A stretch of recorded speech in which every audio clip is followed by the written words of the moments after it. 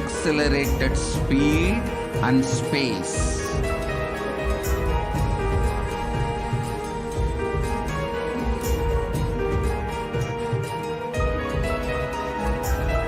Understand the secret of Sayujya Mukti. Your Kundalini Shakti experiences the bondage inside your body due to compulsive sexual appetite. All the male bodies building intense yogic body through yoga and pranayama, building the mind of Tyaga centric, will heal your compulsive sexual appetite and make you reach Sayujya.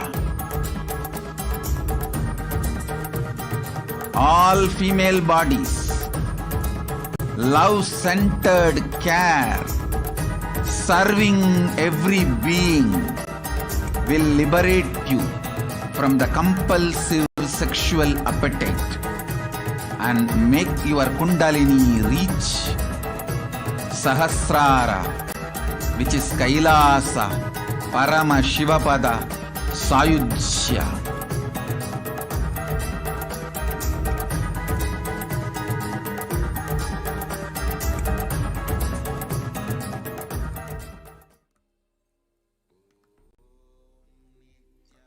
Yes, welcome back. So this session, so this segment, we will be actually listening to the exact revelation by Parashakti during an Akashic reading and how she has revealed about the benefit, about the importance and significance of having the neem flower. So let us now first listen to Parashakti, and followed by that we'll be having the translation to what Parashakti exactly revealed.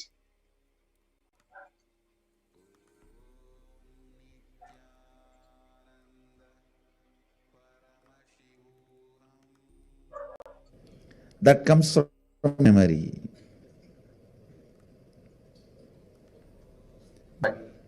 The way you cognize you, your inner image. Satyayugam birandida.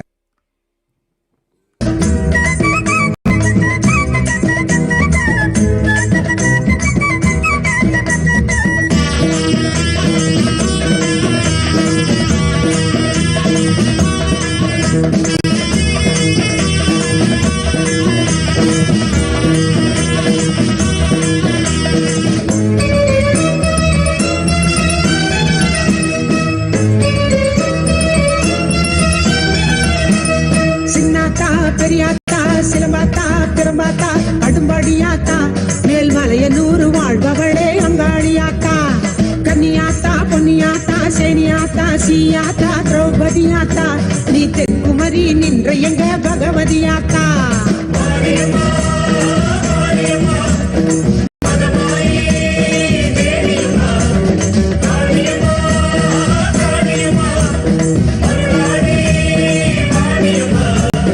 செல்லாத்தா பூவாத்தா நகாத்தா தேனாத்தா அழகும் பார்த்தா நீ ஆயிரமாய் பேர் படுத்த மாறியாத்தா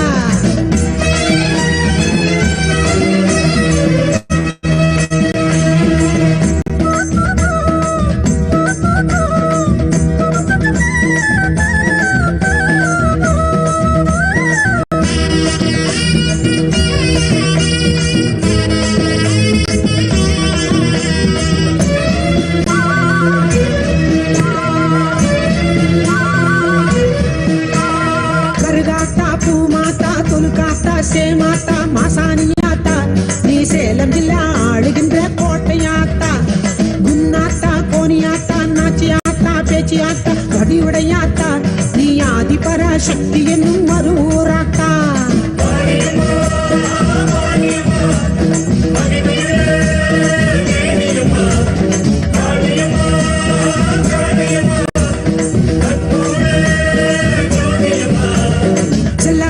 பூவாத்தா நகாத்தா தேனாத்தா அழகும் பார்த்தா நீ ஆயிரமாய் பேர் படுத்த மாறியாத்தா.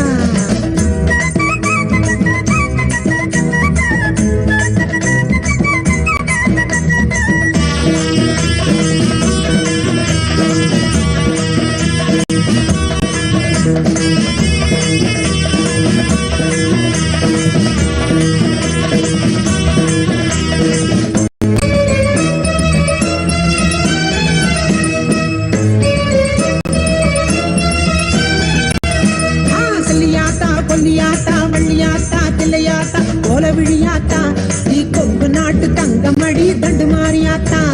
படவேட்டா பாளையத்தா ஆலயத்தா சாலையாத்தா பண்ணாரியாத்தா அடிவேம்பு தேடி ஏறுகின்ற வேம்புலியாத்தா.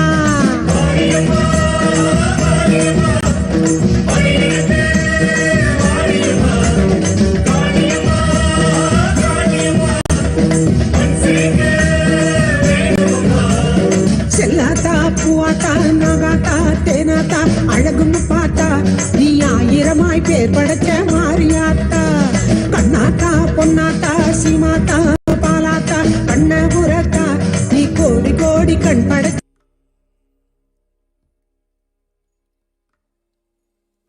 வருபவளே.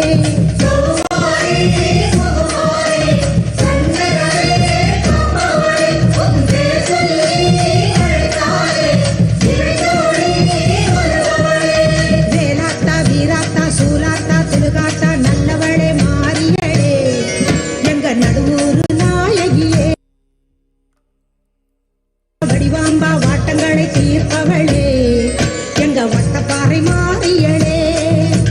ஞானாம்பா தேனாம்பா காளிகாம்பா கற்பகாம்பா காவலுக்கு நின்றவளே எங்க காமாட்சி தேவியரே. பிரம்மாணி கல்யாணி பேரருளை புரிபவளே அடி பாஞ்சாலி பத்ரகாளி பக்தர்களை காப்பவளே.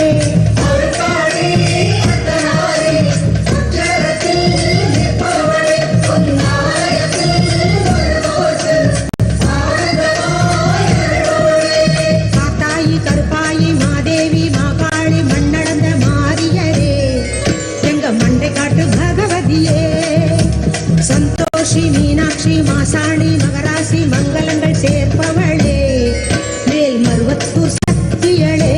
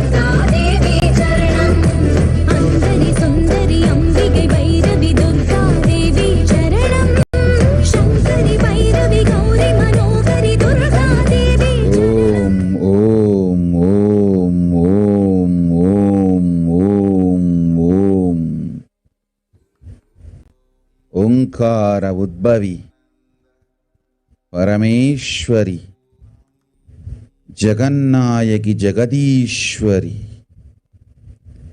ಸಾಂಬವಿ ಶಂಕರಿ ಶ್ಯಾಮಳಾ ಮೀನಾಕ್ಷಿ பராசக்தி நித்யானந்தன் உயிர்தாங்கி உலகிற்கெல்லாம் நித்திய ஆனந்தம் அளித்திட நிறைந்து மலர்கின்றேன் மக்காள் கேளுங்காள்.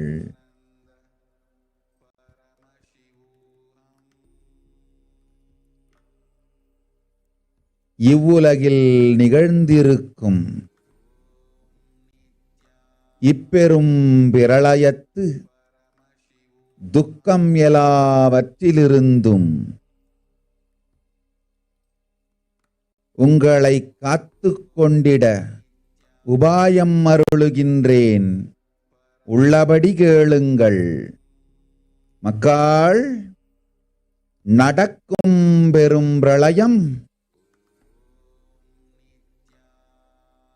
புத்துலகை படைத்திட சத்தியயுகம் பிறந்திட சங்கரனார் செய்யும் சதிராட்டமப்பா. மானுட ஜாதியினர் பூமாதேவிக்கு செய்த துரோகங்கள், துக்கங்கள், துயரங்கள் மீளாது செய்திட்ட மாளா கொடுமைகள் எல்லாவற்றிருந்தும் இயற்கையை மீட்டெடுத்து புத்துலகம் செய்து வைக்க Sankaranar முடிவெடுத்தார்.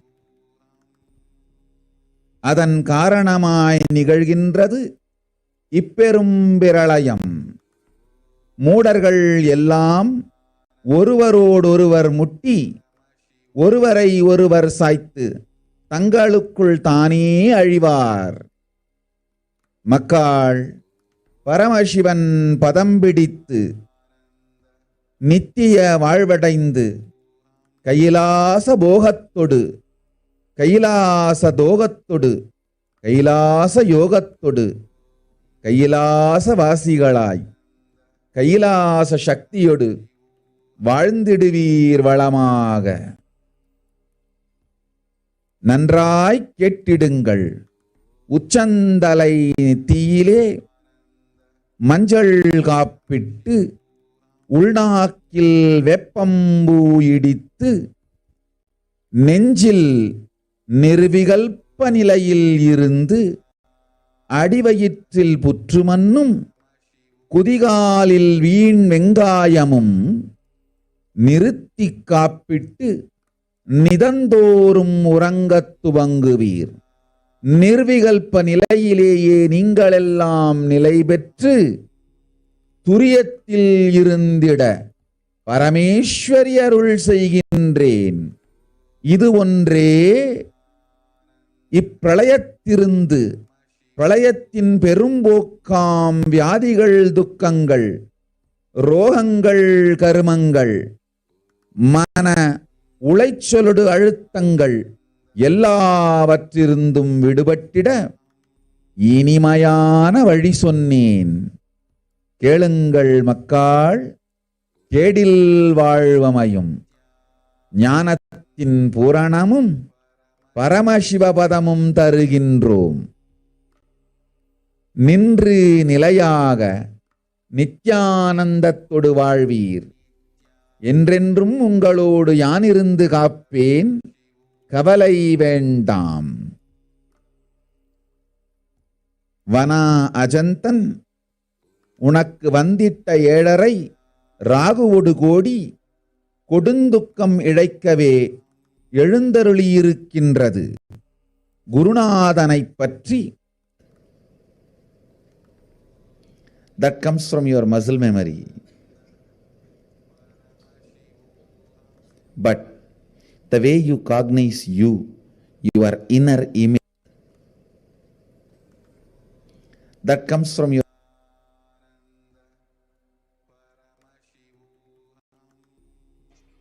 So what exactly Parashakti has revealed? So Devi's word exactly translated here. So listen intensely. Parashakti has revealed.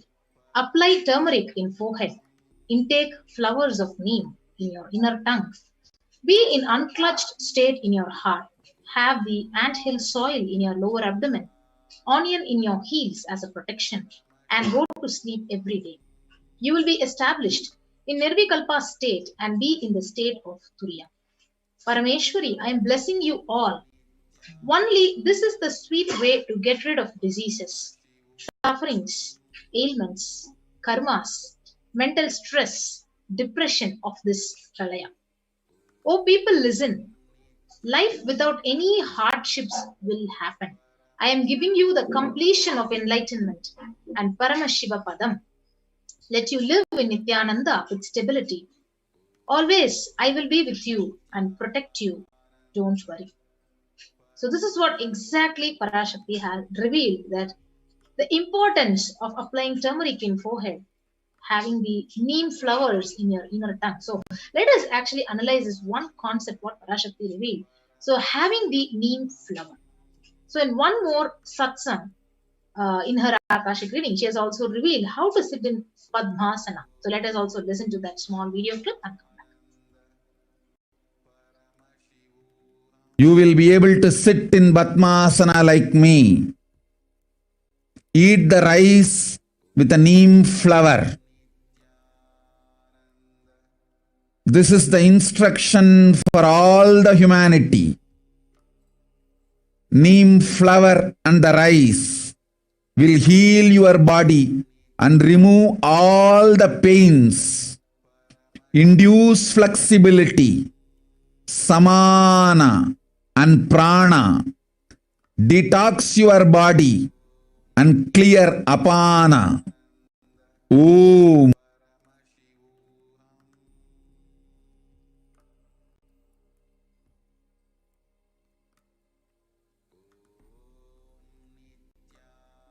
Yes, so this is one more Akashic reading revelation from Parashakti herself. So where she says, you will be able to sit in Padmasana like me. So eat the rice with neem flower, and this is the instruction for all humanity. Neem flower and rice will heal the body and remove all the pains, induce flexibility, samana, prana, detox your body and clear the apana. So this is the significance of the neem flower. Bhagavan Parashakti herself has actually revealed. So if you eat this every day, you'll be able to literally sit very comfortably in Padmasana, heal your body, and your body will become more and more flexible. So if you see the neem tree, these are the various benefits of the neem flower. So neem tree offers several health benefits. So all parts of this tree are useful and known for its medicinal use. So the flowers, just like the neem leaves, have plenty of therapeutic benefits, which explains its many uses in its Ayurvedic medicines since ages. So neem itself has such a medicinal value, and it actually is a very important part of the Ayurvedic medicine. So what is the first benefit of the neem flower? So as Parashakti revealed, so neem flowers help in improving your digestive health. So they are used mainly in their dry powdered form for cooking. So it can also be included in its fried, boiled, dried, roasted forms in rice dishes and in sauces for therapeutic purposes. So you can actually use this neem flower every day for your digestive health. So next is for your weight loss. So neem flowers are extremely effective in losing fat, mostly from the belly area. So any one of you who want to lose weight, so the flower is known for its potential properties, helping in the fat breakdown. So you can actually ingest this neem flower in the powdered form for your weight loss as well.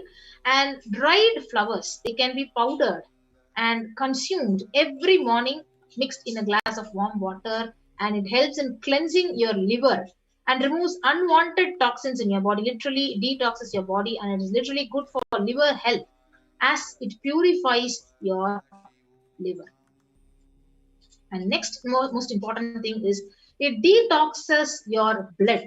So dried neem flowers in their powdered form can be consumed every morning with a glass of water, and it helps in blood detoxification and it purifies the body internally. That means clearer and glowing complexion. So anyone who wants a very clear glowing complexion, you can actually have this neem flower every day, as how Parashakti herself revealed. So not only flexibility, not only you'll be able to sit in Padmasana, it has innumerous benefits as given by the various rishis and siddhas of ancient ages. So the next benefit of neem flower is it improves metabolism. So consuming the neem flowers on a regular basis, it helps in improving your metabolic rate.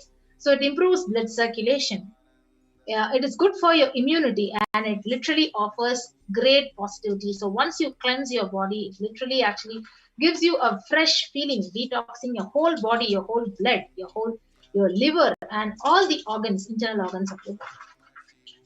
So neem flowers are also used in the treatment of belching, nausea, anorexia, and intense intestinal worm. So especially for deworming. So this neem flower and neem leaf is very, very good remedy. So Ayurveda says that these are magical for the eyes and beneficial for treating headaches and the skin. So we also have one of the scientific references which says neem flowers caused hypolipidemic effects when administered on rabbits. So the dietary neem flowers caused a marked increase in glutathione transferase activity in the liver, and also possesses chemopreventive potential on the mammary and liver carcinogenesis. So in turn, it actually prevents cancer. So it acts as an anti-carcinogenic agent. So every day when you have this, it leads to a potential anti-mutagen against various carcinogens that may lead to cancer in your body. So neem flower is considered as an antiseptic that can cleanse your system, and it is also known to cure skin impurities when it is applied on your skin. So here is where how to ingest, how to take this neem flower. So Ayurveda says during the summer, the month of Chitrai, as a tradition, neem flower, jaggery, and salt, they can be mixed and they can be eaten. So when you have it in this form, it balances heat in your body and it balances the pitta in your body.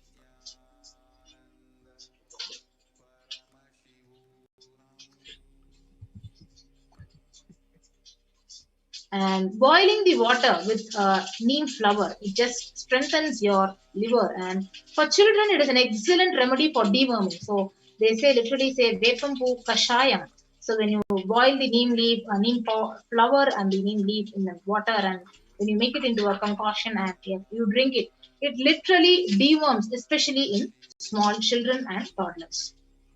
So for immunity, you need to soak the flower in buttermilk with salt, and 3 days you need to have it like that. So soak the neem flower in buttermilk, and 3 days if you have this, literally you will see your immunity starts increasing, and it literally acts as an immune booster.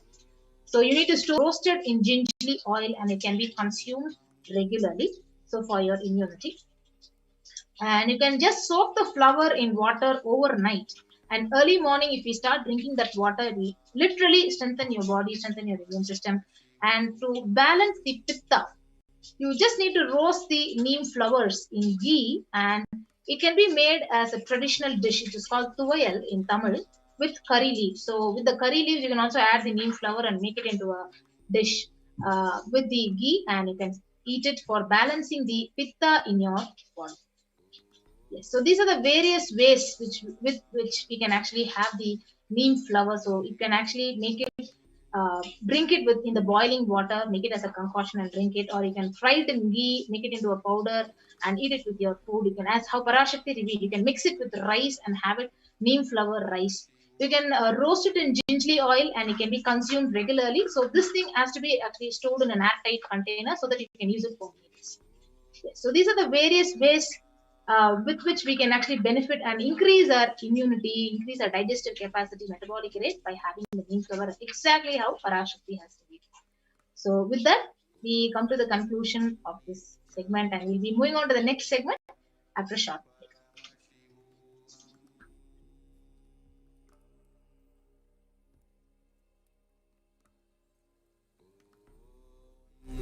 Nityananda Paramashivoham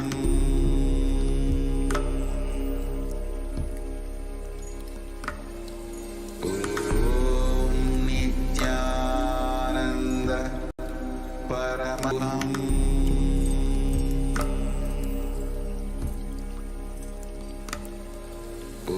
Om Nityananda So, the next Devi Parashakti's revelation that we are going to understand and internalize today is when Devi Parashakti revealed the sacred secret of Hindu birth. Of all the different types of birth, being born as a human is the greatest gift. And of being born in the human body, being born to a Hindu parents is the greatest of the greatest gifts. And it comes with a certain responsibility. So now let us listen to Devi Parashakti's revelation of the sacred secret of Hindu birth, and we will also be sharing the translation of what Devi Parashakti has revealed. Let us listen to this.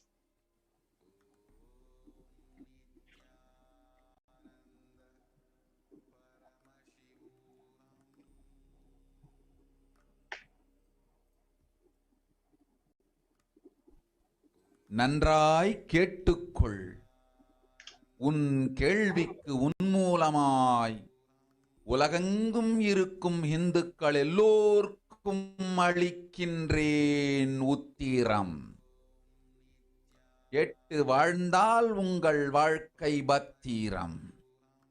நன்றாய் கேளுங்கள். பிறப்பின் ரகசியத்தை பிறப்பிலா பெருமை உடைய பரமேஸ்வரி சொல்லுகின்றேன் கேளுங்கள். அண்டஜம், யோனிஜம், ஜலஜம், பீஜம் எனும் 4 விதமான பிறவிகளில் 84,000 யோனிகளில் பிறக்கும் பிறப்புகளிலேயே பெருமை வாய்ந்ததும் உத்தமமானதும் மனித பிறவி. அந்த மனித பிறவியிலும் பலமுறை பிறந்து உழன்று அரசியல், பொருளாதாரம், சுகபோகம், தர்மம், அர்த்தம், காமம் எனும் ஆசைகள், துக்கங்கள், அச்சங்கள் அனைத்திலும் அழன்று உழன்று இனி வேண்டாம் இப்பிறவி, வேண்டுவது மோட்சமே என்று முடிவெடுத்தோர்க்கு மட்டுமே ஹிந்து மத யோனிஜம், ஹிந்து பெற்றோர்க்கு பிறந்திடும் சனாதன ஹிந்து தர்ம யோனிஜம். மனித பிறவி உத்தமம், சனாதன ஹிந்து தர்ம மனித பிறவி உத்தமோத்தமம். இந்த உத்தமோத்தம பிறவி எடுத்த எல்லோருக்கும் ஜீவன் முக்த விஞ்ஞானத்தையும் சனாதன தர்மத்தையும் காக்கின்ற கடமையும் உண்டு. அதனால் வருகின்ற நன்மையெல்லாம் அனுபவிக்கும் உரிமையும் உண்டு. இந்த கடமையை செய்வோம் என்று சத்தியம் செய்ததனால்தான் அந்த உரிமை அளிக்கப்பட்டது. பூமிக்கு வந்தபின் மனம் மயங்கி மதிமயங்கி சனாதன தர்மம் காக்க மறந்ததனால் மாயை அவர்கள் உயிரை பறிக்கின்றாள். நன்றாய் புரிந்து கொள்ளுங்கள். உயிரை கொடுத்தாலும் தர்மத்தை காப்போம் என்று உறுதி எடுத்தவர்க்கே சனாதன ஹிந்து தர்ம யோனிஜம் அளிக்கின்றேன் யான். உடல் பெற்ற பிறகு ஊழிப் பெருவலியால் ஆசை அச்சங்களை உதறவிடாது, உதறியும் விடாது சனாதன ஹிந்து தர்மம் காக்க மறந்தோரை உயிர் வாழத் தகுதியில்லாதவர் பட்டியலில் உடனடியாய் மாயை சேர்க்கின்றாள். அதனால் ராட்சசர்களும் அசுரர்களும் தானாகவே இவர்கள் உயிரை எடுக்கின்றார். நன்றாய் புரிந்து கொள்ளுங்கள். உயிரை கொடுத்தாலும் தர்மம் காப்போம் என்று நிற்பவர்க்கு நிலைத்திடும் வீரஸ்வர்க்கமும் கைலாச பதவியும், எக்காரணம் கொண்டும் தர்மம் காக்க மறந்த உத்தமோத்தம ஜனனமான சனாதன ஹிந்து ஜனனம் பெற்ற மக்களுக்கு இல்லை வேறு கதி. சனாதன ஹிந்து தர்ம மனித ஜனனம் உத்தமோத்தம மனித ஜனனம். உங்கள் உரிமை உலகில் அதிகம், உங்களுக்கு கடமையும் உலகில் பெரிது. தர்மம் காத்தாலே கடமை, தர்மம் காக்காதார்க்கு உயிர் வாழும் உரிமை இல்லை.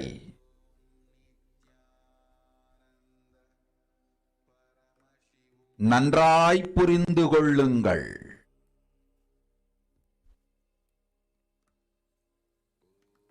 உத்தமோத்தம பிறவியான சனாதன ஹிந்து தர்ம பிறவி எடுத்த எல்லோரும் புரிந்து கொள்ளுங்கள். உங்கள் வாழ்வின் முதற்கடமை தர்மம் காத்தல். தர்மம் காக்க தர்மம் உங்களை காக்கும். சனாதன ஹிந்து தர்மம் காக்க மறந்திட்டால் வாழும் உரிமையை நீங்கள் இழந்து விடுகின்றீர்கள். அதற்கு மேல் வாழ்ந்தென்ன அழிந்தென்ன?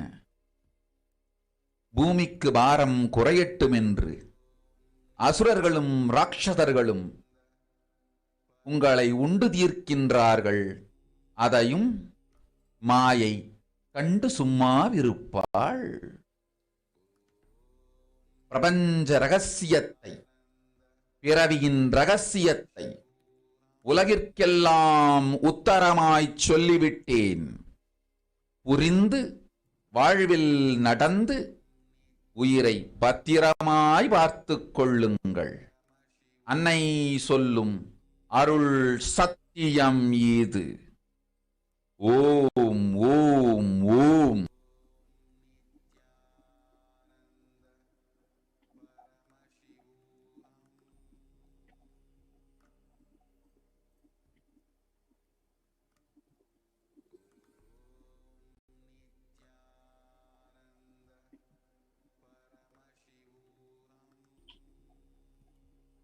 The translation of what the Parashakti revealed. Listen. Andajam, Yonijam, Chalajam, Bijam. Like this, in 4 types of birth, 84 lakh yonis. In all these births, the most greatest of the birth, greatest birth of them all is the human birth. Andajam means born from a egg, like that. Yonijam, born from a yoni. Jalajam is born from water. Bijam is born from seed. So beings can come into existence either from the egg or from the yoni, means which is the womb, or from water or from a seed. Like this, 4 types of births, 84 lakh yonis. There are different types of wombs.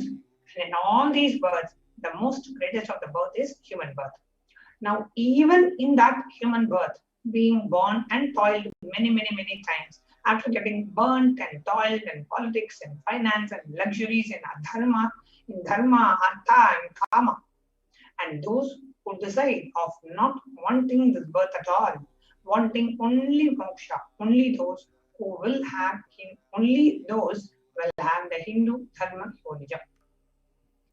Sanatana Hindu dharma yonijam of being born to Hindu parents. Human birth is Uttamam, the best. Sanatana Hindu Dharma, the human birth is Uttamottamam, the best of the best. Everyone who took this Uttamottama birth has the responsibility of protecting the signs of living enlightenment and Sanatana, the Hindu Dharma.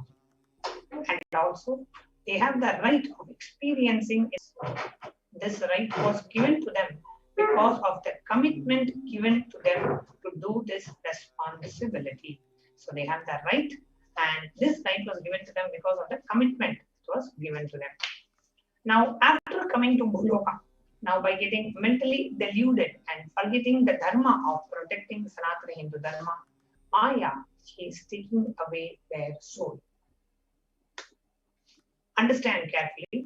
I am giving Sanatana Hindu Dharma yonijam only for those who gave that commitment of protecting Sanatana Hindu Dharma even by giving their life.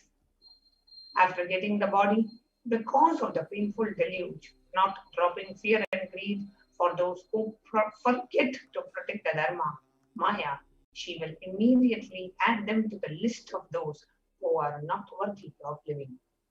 Therefore, Rakshasas and Asuras are automatically taking away their life. Understand properly. For those who stand that even by giving their life, they will protect Sanatana Hindu Dharma, will permanently have Veera Swarga, they will reach heaven, and Kailasa, the Kailasa Padavi, the space of Kailasa. For any reason, people who forget to protect Dharma, having the Uttama birth of Sanatana Hindu birth, there is no other way for them. Sanatana Hindu Dharma human birth is the Uttamottama human birth. Your rights in this world are immense, and also your responsibility in the world is large.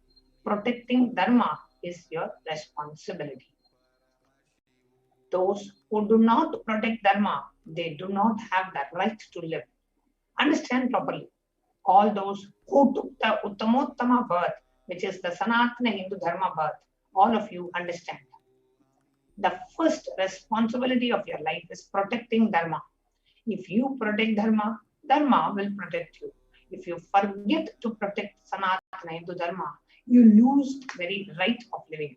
After that, who bothers and what bothers whether you are alive or dead? Asuras and Rakshasas will eat you so that the burden on the earth is reduced. Seeing that, Maya will just keep quiet. Now, let us take a moment to understand the responsibilities of a Hindu. If I am born to a Hindu parent and if I am a living, practicing Hindu, what are the responsibilities I have? And in this context, we want to share the importance of the need of a Hindu nation. How the Hindus have lost the Hindu nation and the responsibilities that we have in reviving re-establishing the Hindu nation on the planet Earth. Now, a short introduction to Hinduism. Hinduism represents the world's most ancient self-indigenous spiritual tradition. It is an open framework model of civilization that stands for global peace, vegetarianism, non-violence, yoga, worship of nature, temple-based living, manifesting spiritual powers, inherent divinity of every being. Now, the Hindu nations were ecosystems where more and more enlightened beings could be produced so that the enlightened civilization would be kept alive with and its great gifts shared with the world. Now let's take a look at some of the references of the Hindu nation from the Hindu scriptures. The first reference is from Valmiki Ramayana, the Yuddha Kanda, the 128th chapter, verse 99 to 101. It says, at the time of the rule of Bhagavan Rama, there were no widows to lament, nor there was any danger from wild animals, nor any fear born out of diseases. The world was bereft of thieves and robberies. No one felt worthless, nor did old people perform obsequies concerning youngsters. Every creature felt pleased. Everyone was intent on their virtue. Turning their eye towards Rama alone, the creatures did not kill one another. People survived thousands of their progeny and all free of illnesses and grief. The trees that were bearing flowers and fruits regularly without any injury and pests and insects. The clouds were raining in time and the wind was delightful to the touch. Every caste was performing their own duties, satisfied with their own work and bereft of any greed. People were intent on virtue and lived without telling lies. All the people were endowed with the excellent characteristics. All were engaged in virtue. So here is an example of how when the ruler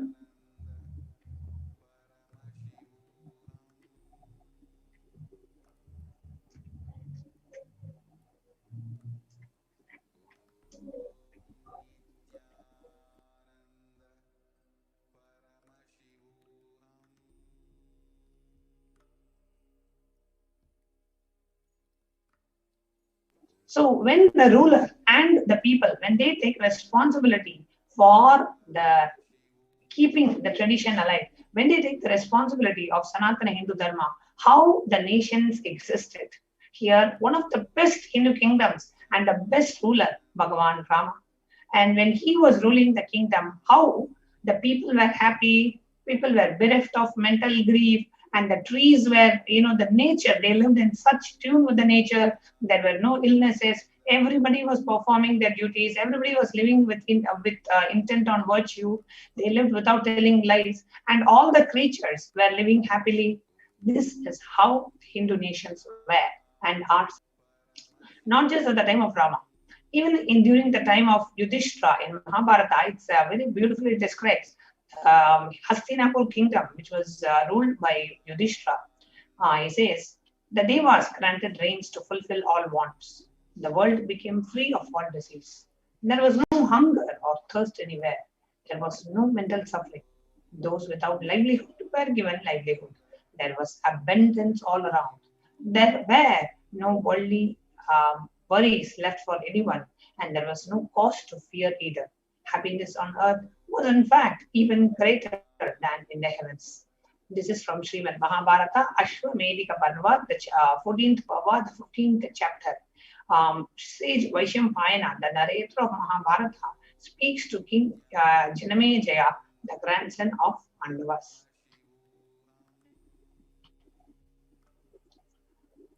Now, we saw some of the examples of the Hindu nation. Now we are going to look at contributions the Hindu nations did to the world. The Hindu nations had so much to contribute to the world in every field. Enlightenment, health, medicine, art, science, technology, aviation, dance and music, clothes and jewelry, social, judicial, political, legal systems, anywhere you name it, the Hindu nations had so much to contribute to the world. Now, how were the Hindu nations destroyed? The destruction of the Hindu civilization, the first phase, that of the Islamic invasions. Now, from 800 to 1700 AD, the physical destruction of the Hindu civilization happened. In the direct reference from the story of civilization, our Oriental heritage, the reference from the book by Will Durant, he says, the Mohammedan conquest of India is probably the bloodiest story in history. The Islamic historians and scholars have recorded with great glee and pride the slaughters of Hindus, forced conversions, abduction of Hindu women and children to slave markets, and the destruction of temples carried out by the warriors of Islam during 800 AD to 1700 AD. Millions of Hindus were converted to Islam by sword during this period. Millions were murdered and dismembered. And in the words of Abdul Wasaf from Tajiyat ul Amsar, describing the Islamic law prescribing Hindus as conveyed to Alauddin Khilji by his quasi-legal advisor. Hindus are like mud. If silver is demanded from them, they must with the greatest humility offer gold. If a Mohammedan desires to spit into a Hindu's mouth, Hindu should open it wide for the purpose. God created the Hindus to be slaves for Mohammedans. The Prophet had ordained that if the Hindus do not accept Islam, they should be imprisoned, tortured, and finally put to death and their property confiscated. To keep the Hindus in abasement is especially a religious duty because they are the most inveterate enemies of the Prophet. On the left side, you see a picture of Hindu women who were forced to wear garlands made from the bodies of butchered children. 200 million Hindus slaughtered by the Muslim invaders, 100,000 temples destroyed, and 1 million deities and scriptures destroyed. In the words of Kanhadade Prabandha, he says, the conquering enemies, armies, burnt villages, devastated the land, plundered people's wealth, took Brahmins and children, and the women of all classes captive, flagged with thongs of rawhide, carried by a moving prison with them, and converted the prisoners into weak-wisted Turks. The next phase of the destruction of the Hindu civilization started with the British occupation from 1700 to 1947 AD, which led to the economic and psychological destruction of Hindu civilization. In the words of Will Durant, he says, I have seen great people starving to death before my eyes, and I am convinced that this exhaustion and starvation are due not as a beneficiary claim to overpopulation and superstition, but to the most sordid and criminal exploitation of one nation by another in all of recorded history. The British Empire used all possible means to destroy Hindu civil and cultural institutions in order to delegitimize and demoralize the indigenous people of India so that they become slaves in their own hand. The cunning strategies used by the British were discriminatory laws to instill feelings of racial inferiority, engineered famines to starve natives into submission, annexed Hindu kingdoms to undermine native rule, mistranslated Hindu scriptures to instill anti-Hindu narratives, destroyed indigenous Gurukul education system, destroyed the local industries and forced the importation of British goods, and banned Indians from owning or producing firearms. During the British occupation, $45 trillion were looted from India over 200 years. 45 million Hindus killed due to famines and poverty imposed by British policies and reprisal killings for 1857 mutiny. 680 Hindu nations served by the British Raj. In the words of the member of the Parliament of India, Shashi Tharoor, he says, the British came to one of the richest countries of the world. Over 200 years of exploitation, looting and destruction reduced it to a poster child of a third world poverty. However, things didn't stop just with the British occupation. Even after the independence of India, Hindus continued to face the destruction of the Hindu civilization. Now, in the words of Jawaharlal Nehru, the first Prime Minister of India, he says, what a disgusting and savage people we are.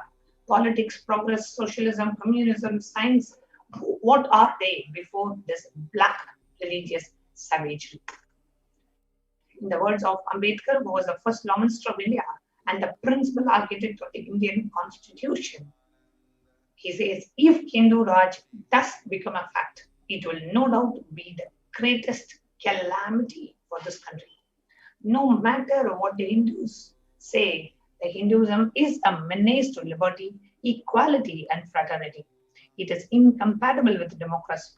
The Hindu Raj must be prevented at any cost. These are the direct words of the India's first Law Minister. The modern Indian legal system, academia, and media all systematically undermine, suppress, and delegitimize the Hindu institutions and culture. To give an example, the Indian Constitution established government control of government control and taxation over Hindu temples, schools, etc., while other religions are free from interference.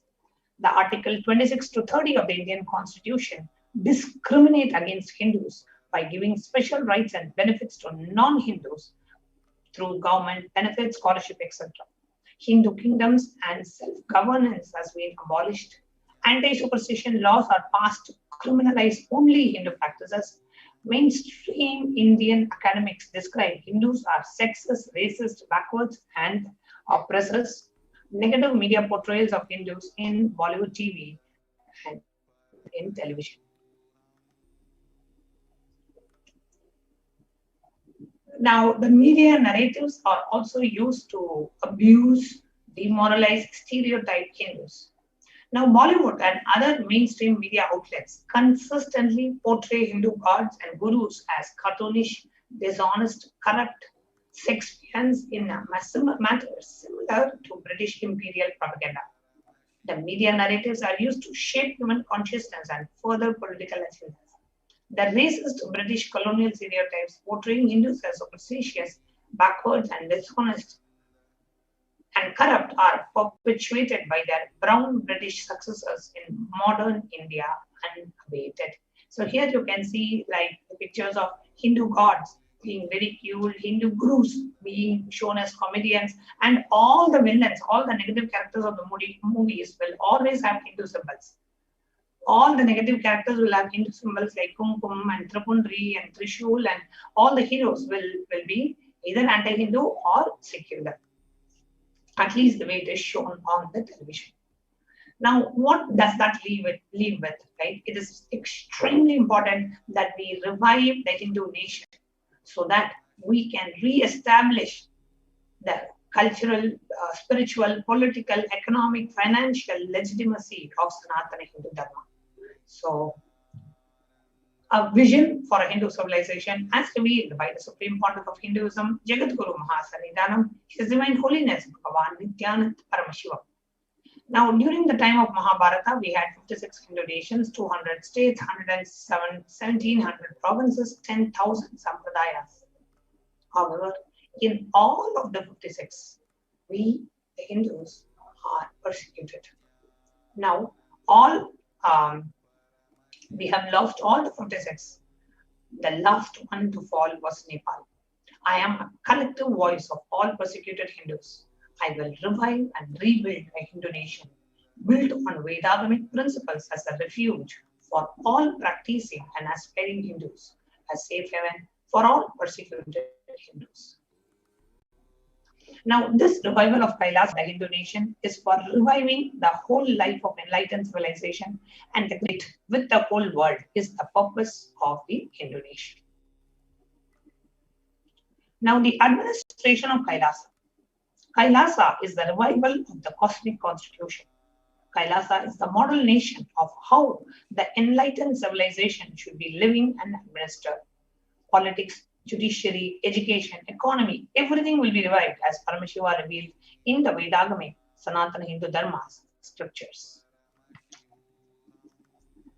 Being one of the most persecuted civilization today, Hinduism is on the brink of extinction such that the next generation may know about Hinduism only through Hindu books. What can we do to stand up for this civilization and all that it has to offer to the world? Today, Hinduism is a political orphan.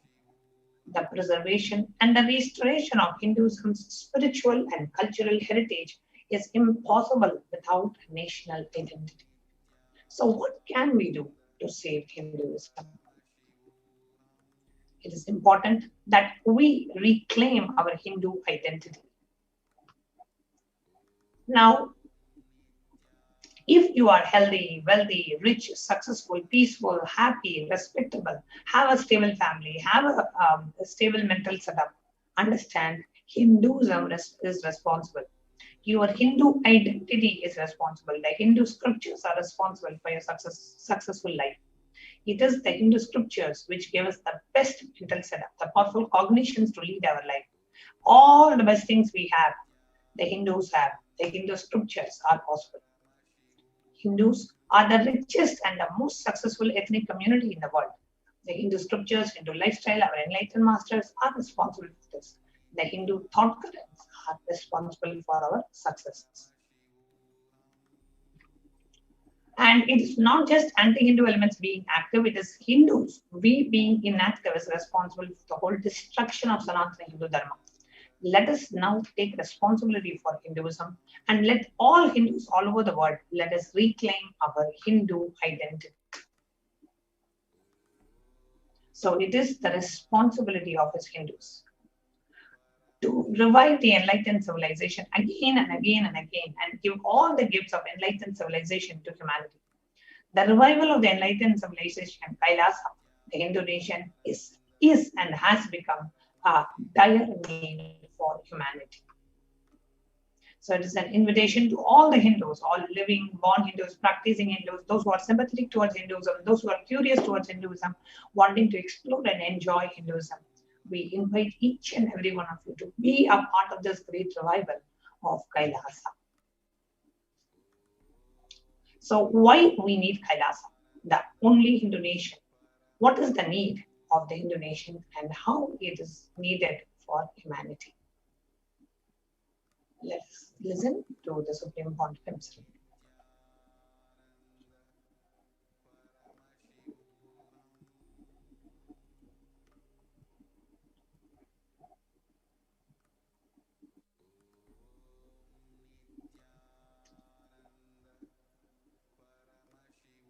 Contribution. Hinduism Veda Agamas have great things to contribute to the world. Like the great power manifestation science, the ancient culture and arts, the ancient lifestyle truths, the ancient medical practices and medicinal knowledge, the ancient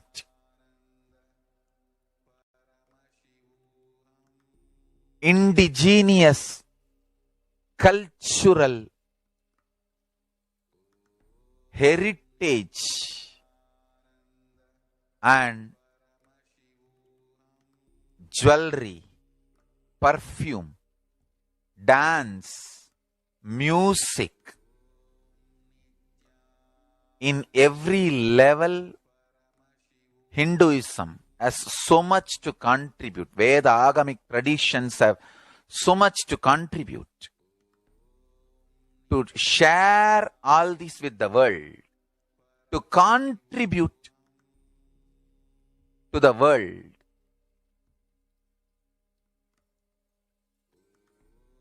Hindus need to tell the world what they are contributing in every level. The brand of Hinduism itself is enriching and empowering and enlightening. Hinduism is all about enlightening the world. Empowering, enlightening, enriching the world. Contributing.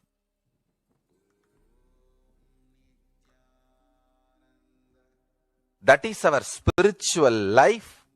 That is our spiritual strength. That is our spiritual core principle. O humanity, I request you with folded hands, some one corner of the world, if you just give me few hundred acres, I will keep this whole science alive. Leave it for the whole humanity freely.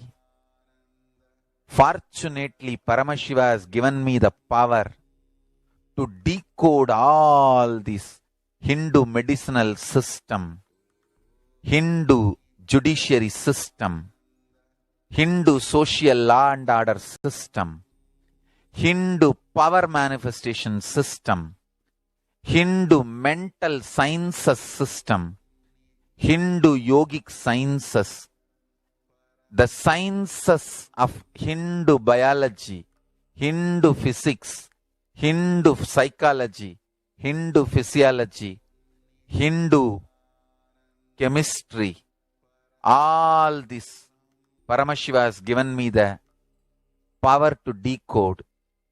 Whatever the remaining scriptures are available with the humanity, Paramashiva has blessed me, and I have collected, not only I have collected and organized, I can decode. This whole science can be kept alive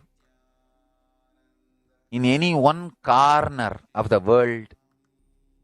Just few hundred acres are given for me to live peacefully and exist peacefully. I can store this whole thing alive and contribute it to humanity. Humanity can become better and better and better. I can make the planet Earth so much better place to live. I am here to contribute, and I will continue to contribute.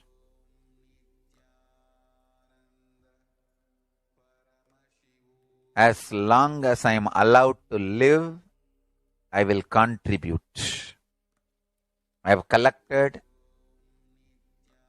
all the remaining available scriptures, maybe 2 crore books. 2 crore means 20 million, I think, books on Hindu physics, Hindu chemistry, Hindu biology, Hindu physiology, Hindu psychology, Hindu law and order, Hindu social system, the power manifestation sciences of Hinduism, yogic sciences of Hinduism, I have collected, and Paramashiva has given me the blessings and power to decode. I have decoded and continuing to decode them. If the humanity, somebody is kind enough to give me few hundred acres in one corner of the world and let me live peacefully, I can keep all these scriptures there and go on sharing with the world, revealing and go on contributing. I don't need anything other than one cup of curd rice every day. That's all. Over.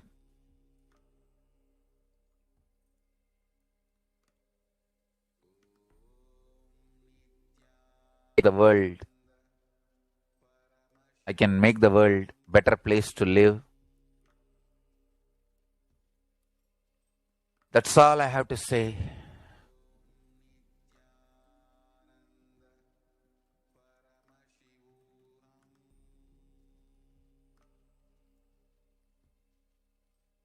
Thousands of medicines are described detail in ancient Siddha and Ayurvedic scriptures.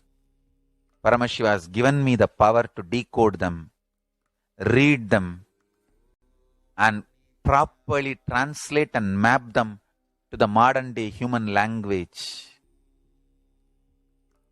And I am ready to work 20 hours a day. I just need few hundred acres where I can sit peacefully and keep this library, run a Gurukul where thousands of people can learn this and share it with the world. Understand?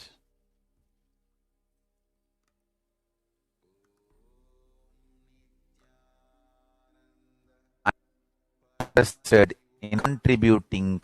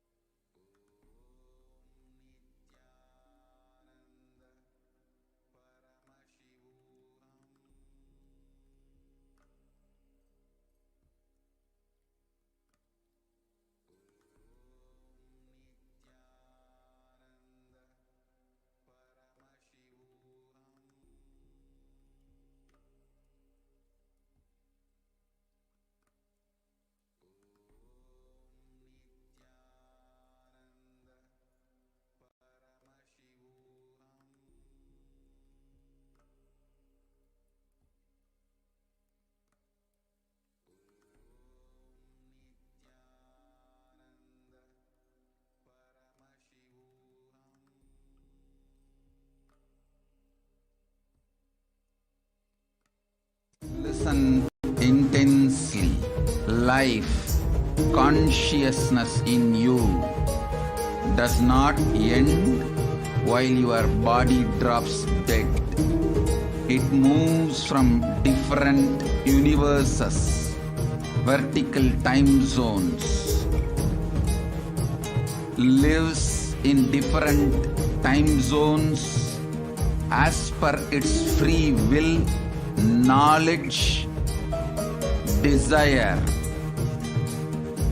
but ultimately to get enlightened, complete liberation, Paramashiva Padam, your soul has to come back to this karma bhumi, the Bhumandala.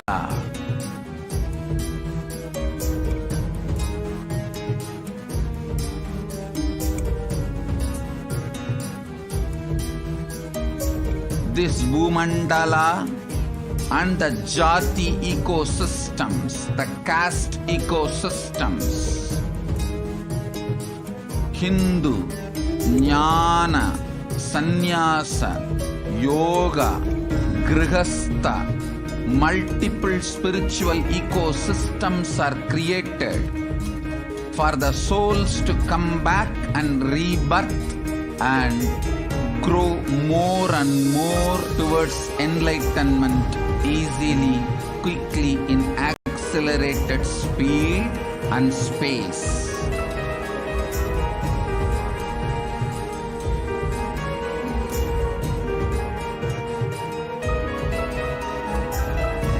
Understand the secret of Sayujya Mukti. Your Kundalini Shakti experiences the bondage inside your body due to compulsive sexual appetite.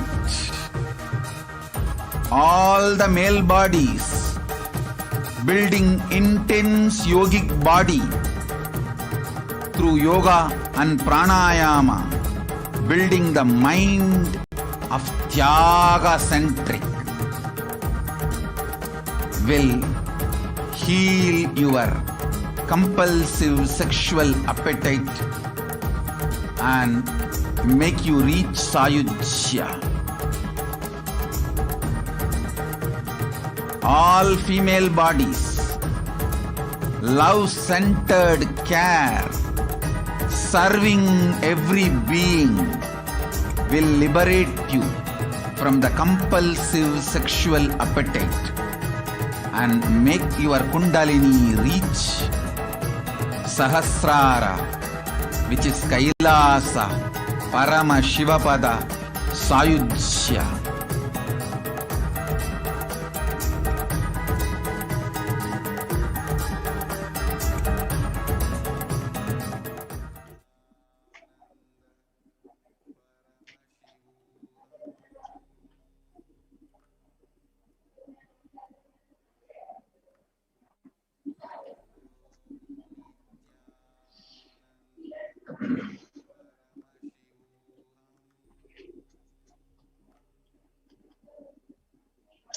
Welcome back, dear viewers.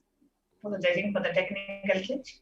Just wanted to share that it is only through the revival of the Hindu nation Kailasa that we Hindus can take responsibility for the revival of Hinduism, for reviving all the things that Sanatana Hindu Dharma has to bring to the world, whether it is revival of the Hindu medicinal system, the Hindu educational system, the Hindu legal system, the Hindu economic, the Hindu economy, the Hindu food, or the Hindu way of lifestyle, everything. The knowledge of enlightenment, the science of enlightenment, the Hindu libraries, the Hindu scriptures, everything can be revived only if we are able to revive Kailasa, the only Hindu nation.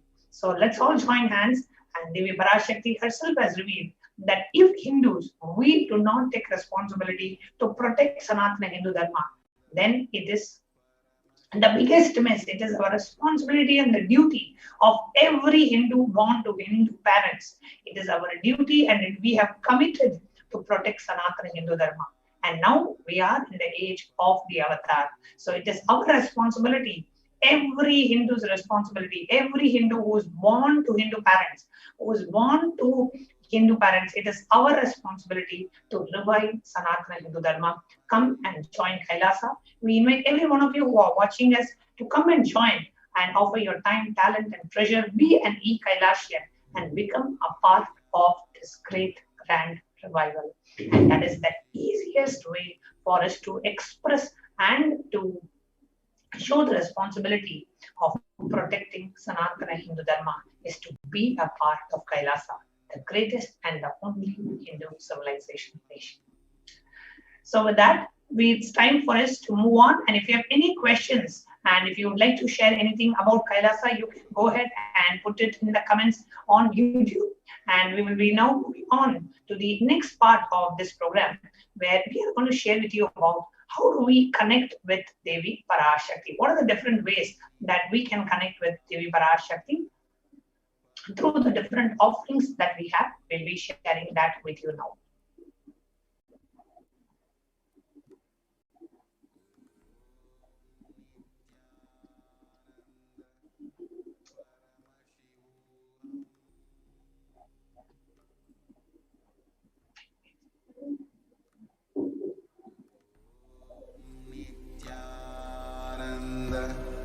Paramashivoham.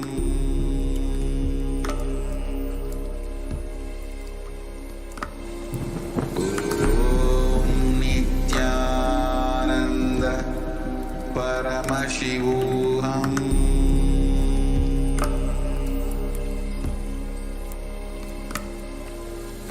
Om Nityananda Paramashivoham. What are the various offerings that we have for Devi Parashakti? How can we connect with her as she lands to manifest through the Nijavatara of the Supreme Pontiff of Hinduism? Contribution.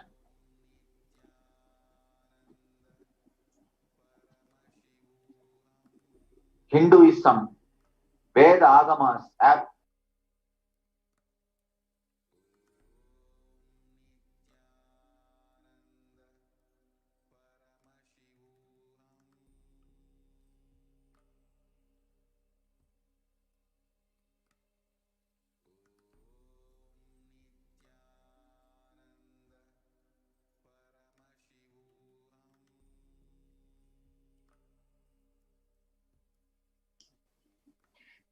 So what are the different ways? The first offering that we have is the e-hundi offering. Now, the e-hundi offering is a way that we connect with Devi Parashakti and offer our gratitude for Devi Parashakti manifesting in our life. Bhakti Priya, Bhakti Gamya, Bhakti Vashya, Vayapaha, Shambhavi, Sharada, Radhya, Sharmani, Sharmadayini. So, Devi Parashakti is fond of true devotion and is realized through true devotion. She can be won over through true devotion. She removes all the fears. Whatever fear that we may have, the fear, anxiety, whatever we may have, Devi Parashakti is sure to remove that fear. And it is stated that Devi can be worshipped, especially at this time when we are going through so much of fear and anxiety due to the pandemic and job loss and so many things that are happening. Just connect to Devi Parashakti every day. Literally, Devi Parashakti lands to bless us all, to shower us with the boons, to protect us from whatever the deadly pandemic. She says, none of my devotees, just hold on to my faith. None of my devotees will be affected with corona. So just pray to Devi Parashakti, connect with her, and offer your gratitude in the form of e-hundi offering. You can offer any amount in the e-hundi. It is like we go to a temple and we put some money in the temple hundi. So here we are doing it online. So you can offer your gratitude to Devi Parashakti by visiting tiny.cc/Devi-offerings. I request the MTV operator to please project the link for the offerings. The next offering that we have is that of the Sankalpa, where you pray to Devi Parashakti to receive our blessings and grace in our life. Taitan mokhyate vishwam shaiva vishwam prasuyate chaya chitta cha vijanam tushta arudhyam prayachati. The goddess enchants the universe, and she has prayed without interest in anything, gives that knowledge that leads to salvation and gives wealth in the materialistic sense. So the 12th chapter, the 34th verse of Devi Mahatmya says, offering the sankalpa, the conscious resolution to Devi Parashakti.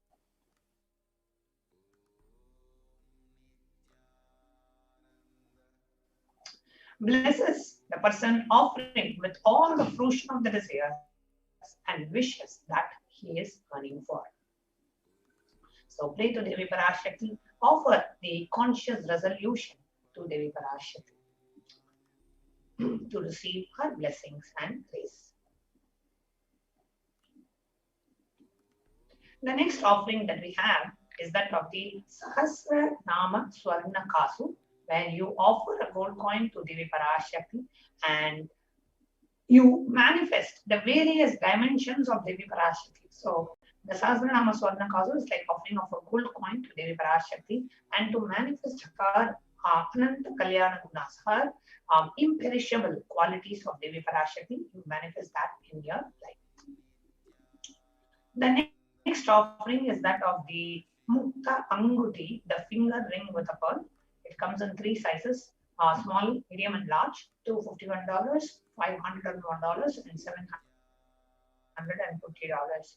So the Mukta Anguti, the reference from the Meenakshi Pancharatnam, Muktahara Lasat Kirita Ruchiram Purnendu Vakta Prabham Sinchannu Purakinkini Manidharam Padma Prabhavasuram Sarvabhishta Palapradam Girisudam Vani Rama Sevitam Meenakshim Pranadosmi Santatamaham Karunyavaram Nidhim.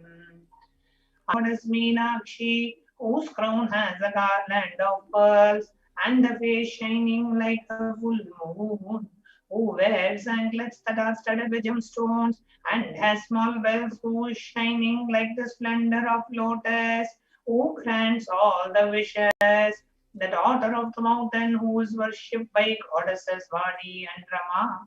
I remain bowing to Goddess Meenakshi, the ocean of compassion. So offer the Mukta Anguti, the finger ring with a pearl, to Devi Parashakti.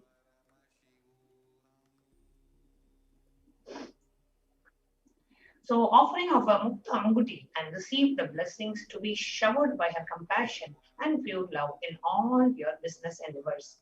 So the offering of the Mukta Anguti is $251.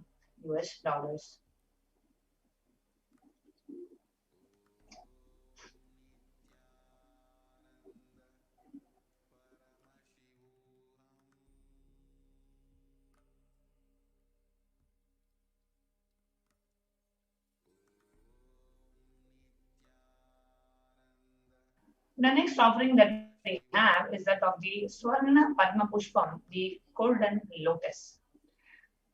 Now, in the Kamika Agama verse, it says, Ashta Vidyesha Rupeta Kumbhavarna Samyutam Sarve Shashutra Vastadya Hema Pankaja Bhushitaha Sapi Dana Chachu Saku Chascha Pakapilva Snapana Dhyaya Samsiddha Pramanena Samanvitaha. So, all the kalashas should be adorned with a suitable thread covered with a new cloth. They should be adorned with a lotus flower made out of gold. So,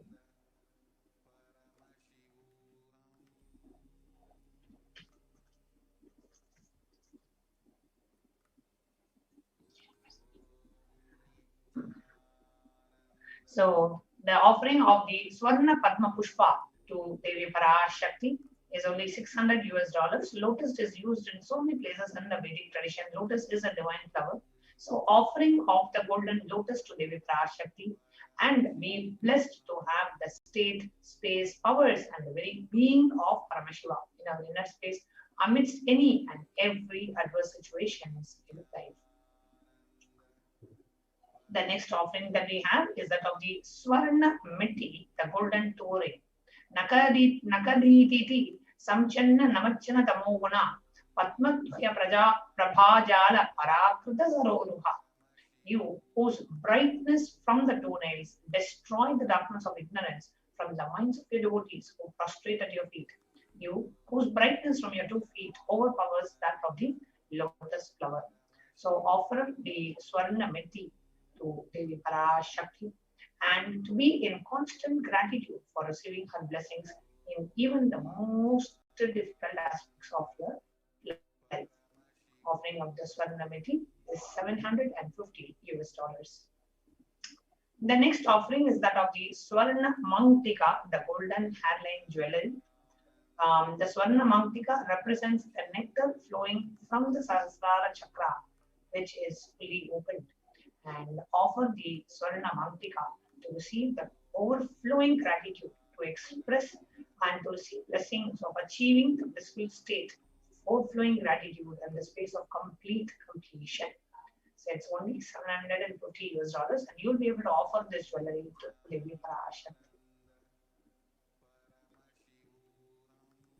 The next offering that we have is that of the Pratyaksha Pada Puja, which is an offering of gratitude, immense gratitude to Devi Parashakti, and the offering of the Vastra Seva, which is the offering of a cloth. You want to offer a sari to Devi Parashakti, you can offer the Vastra Seva, and offering of Vastra Seva and Pratyaksha Pada Puja, both of them are $1,008, and you manifest all the auspiciousness and the blessings of the Supreme Pontiff of Hinduism, Jagat Guru Sanidanam, His Divine Holiness, Bhagavan Nityananda Parameshiva.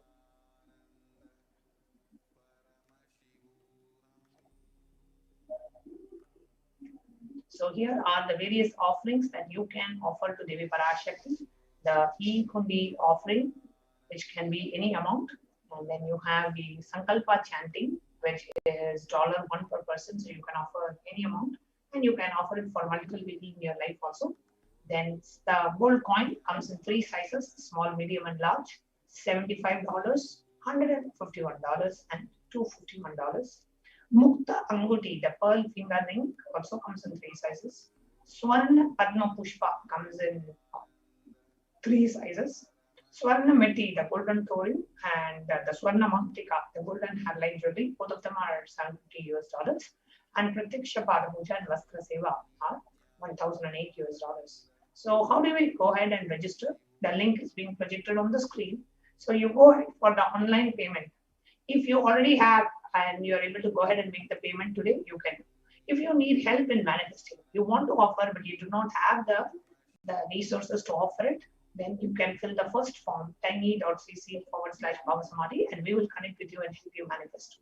If you already are ready for the payment, directly you can go for the second link, tiny.cc/Devi-offerings, and after the payment, you will submit the details for the puja, for the names of your family members to be included in the puja. So I'll now take you through a walkthrough of how we can go ahead and make the payment. In the meanwhile, we'll give you a few minutes for you to go ahead and visit the site tiny.cc/Devi-offerings.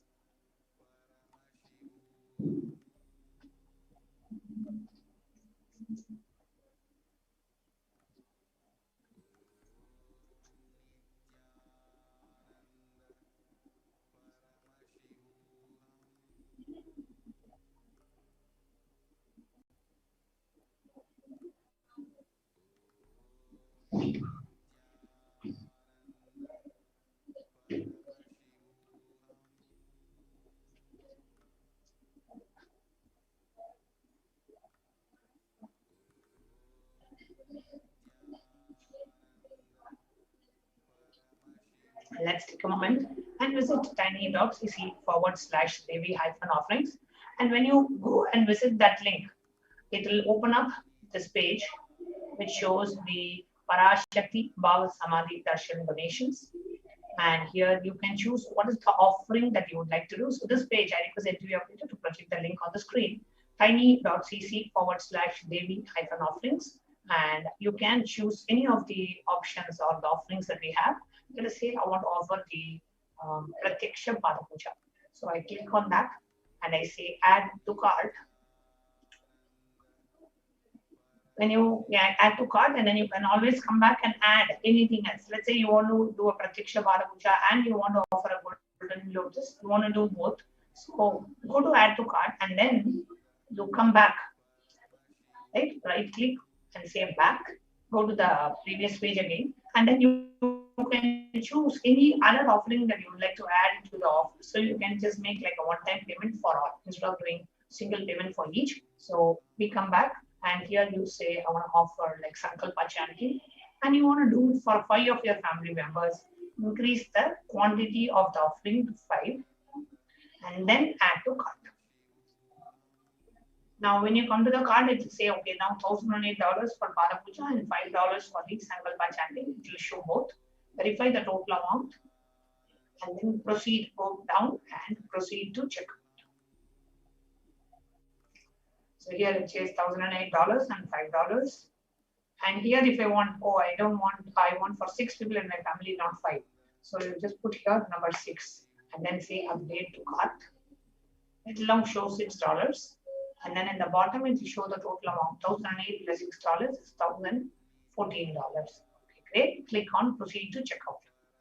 Now when you click on proceed to checkout, you will be directed to a page where you can enter your billing details, credit card details, all the payment related things. If you can enter that, and then go to the bottom of the page and click on purchase or place order. So here we have the billing details, then orders, credit card details, and then click on I have read through the terms and conditions, and on the right side you will say place order. Now once you are able to successfully go through the payment and finish the payment, the next step that you will do is you will come to tiny.cc/Sankalpa 2021. Now if you go to this form, it will show you all the details of the person who is making the offering, and then the payment or date and the order number and the like a screenshot of the payment, etc. to be uploaded. So here is the Sankalpa 2021 form. You fill all the disclaimers, payment amount, date, Samadhi Darshan.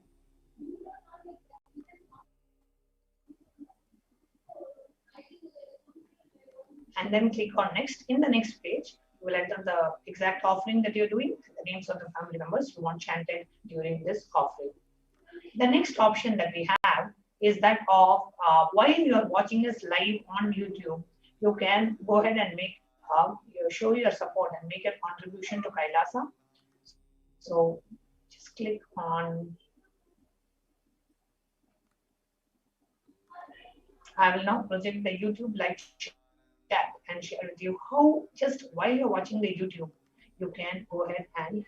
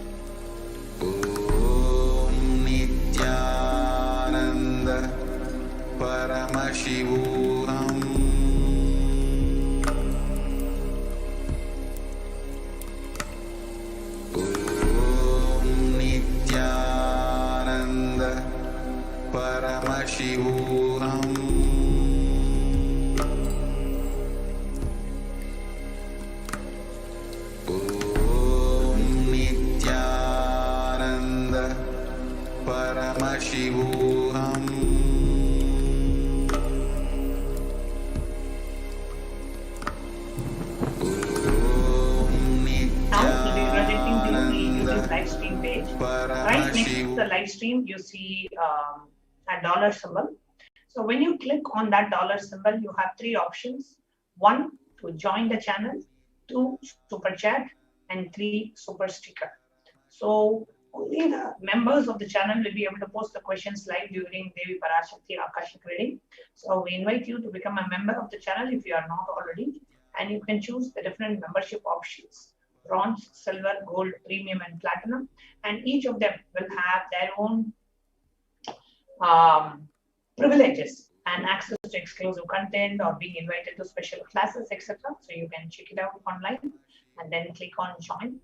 When you click on join, you will see a payment portal that opens up, and you can go ahead and enter your credit card or debit card details and their PayPal details, etc. Next, we have the super chat. The super chat is a very, very, very simple way for you to contribute and show your support to Kailasa. So you can enter as minimum as just $1 or you can enter $11, or you can enter $111. How much ever you want to offer, you can go ahead and enter and then click on buy and send.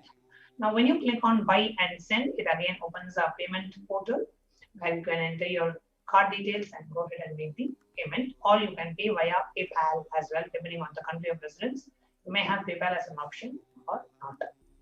Then the last is the super sticker, where you want to make a contribution, you want to offer your support to Kailasa, but through the super sticker, where you want to also send an animated sticker and you want to send it in the chat. So that's the super sticker option. You can choose any amount. There are different stickers available for different amounts. You can choose a specific sticker and make that offer. So with that, we come to the conclusion of this segment. And now we will be moving on to the next segment, where we are going to share with you about how the Supreme Congress of Hinduism has opened his doors and reaching out to Indians in India so that they can protect their lives in multi-layer quarantine facility being provided absolutely free of cost at the Adi Kailasa Sarvanyapita. So let's now move on to the next segment, and I'll be inviting the administrators of Adi Kailasa Sarvanyapita in Bangalore to come forward and share how the campus is being prepared for to provide multi-layer quarantine services.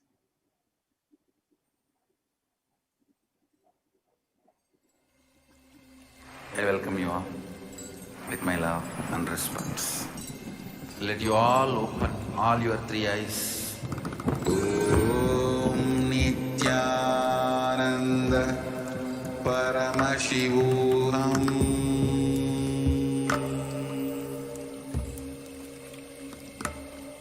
Om Nityananda Paramashivoham.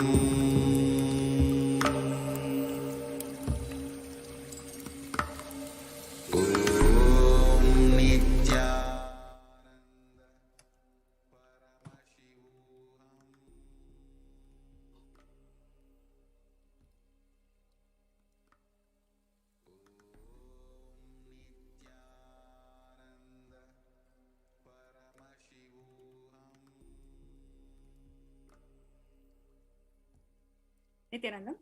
The next segment is about Kailasa's multi-layered quarantine opportunity for India during the ongoing pandemic of COVID-19.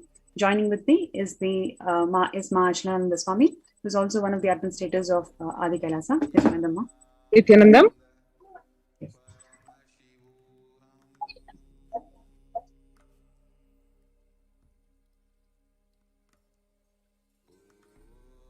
Now, before we enter into the segment, let us quickly go through the revelations of Devi Parashakti to the world, what she has revealed to the world on 12th of May, about a month ago.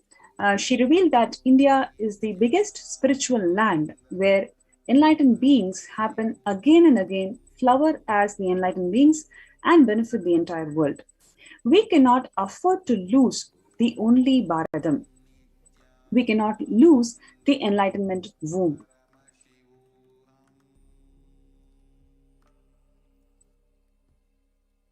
In order to save the cosmos from cosmic deluge, I built a ship called the Adi Kailasa. In order to protect the humanity from the cosmic deluge, I gathered together all the spiritual energy of the cosmos and built the ship called Adi Kailasa. Due to the cunning strategy of the treacherous people and the ruling of the enemies, the captain of the ship itself had to leave the ship. Here, it is referring to the Supreme Pontiff of Hinduism, Swamiji, had to leave the ship because of the attack, the persecution from the anti-Hindu elements.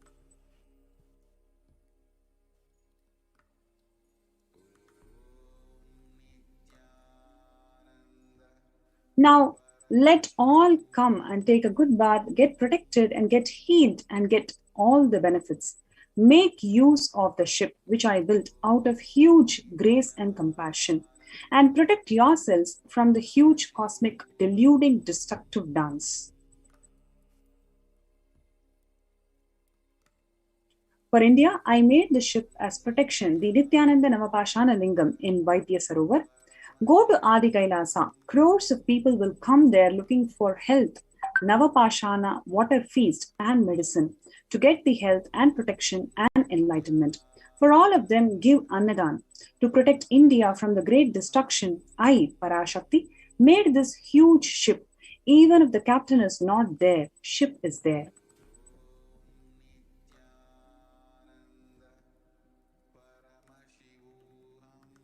Now, what we saw was the revelations from Adi Parashakti, where she has beautifully revealed to the world how one can protect themselves from the ongoing pandemic.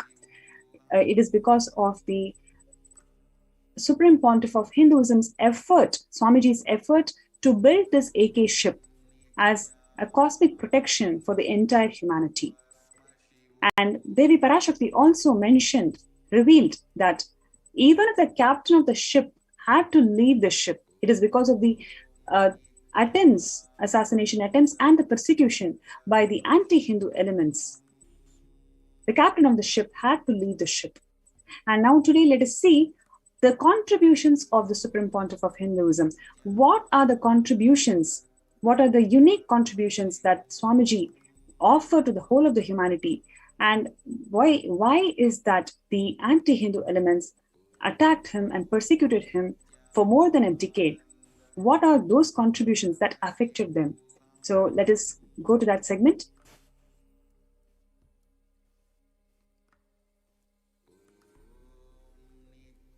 The Supreme Pontiff of Hinduism, Jagadguru Mahasannidhanam, His Divine Holiness Swamiji had conducted number of meditation classes in local schools, especially by the international agencies called Kailasa's White Om and the Sovereign Order of Kailasa.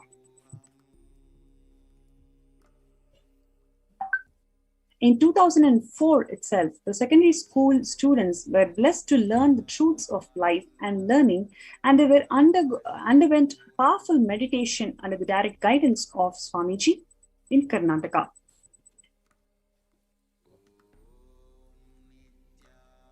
In 2006, Swamiji conducted several meditation events in different schools. So what you're seeing today is now in the slide is a picture of Trichy in Tamil Nadu, where Swamiji is conducting these meditation events for the school students. And what you're seeing here is the engineering college students in 2008 in Karnataka.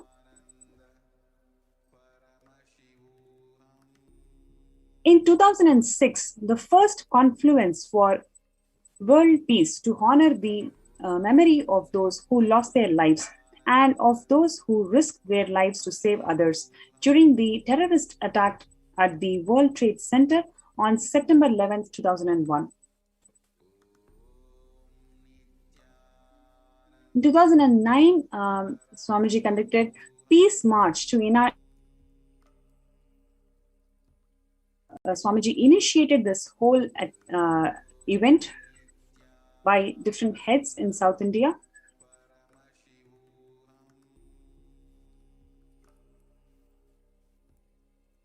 And here you can see peace walk by the peacekeepers of the Sovereign Order of Kailasa, walking several miles in South India to promote peace and unity amongst different religions.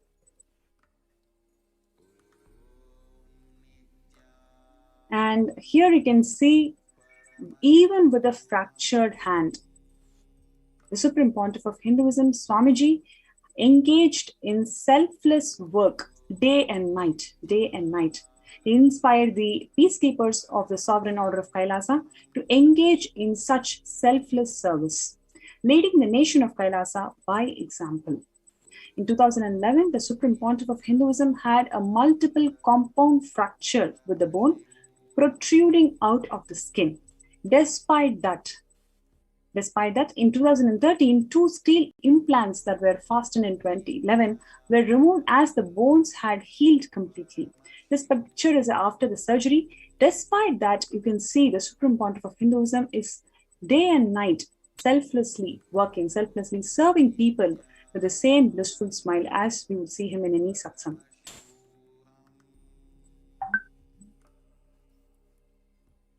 And you can see how the Supreme Pontiff of Hinduism inspired and guided the entire sovereign order of Kailasa to involve themselves, to engage themselves in all the humanitarian efforts. Here, what you see is a monk of the sovereign order of Kailasa donating blood.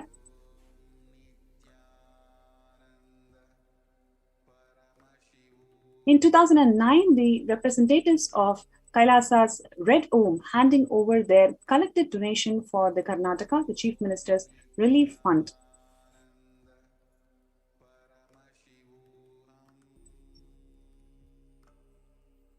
In 2008, a spiritual conference and meditation program led by the Supreme Pontiff of Hinduism organized by thousands of citizens of Kailasa and all the practicing Hindus in Tamil Nadu. Here, it's a beautiful message from the former President of India, Dr. APJ Abdul Kalam, to the Supreme Pontiff of Hinduism, where he says that he is happy to note the 5th anniversary of the Nityananda Dhyanapitham of Swamiji and for creating a peaceful environment in the society by making the citizens' special mission, which he understands is being performed by Swamiji's mission in 33 countries across the world. And he further says that he's also happy to know that the part of this anniversary celebrations, Jnanadhan, Aushadadhan, Dhyan Dhan, and Anadan programs are launched.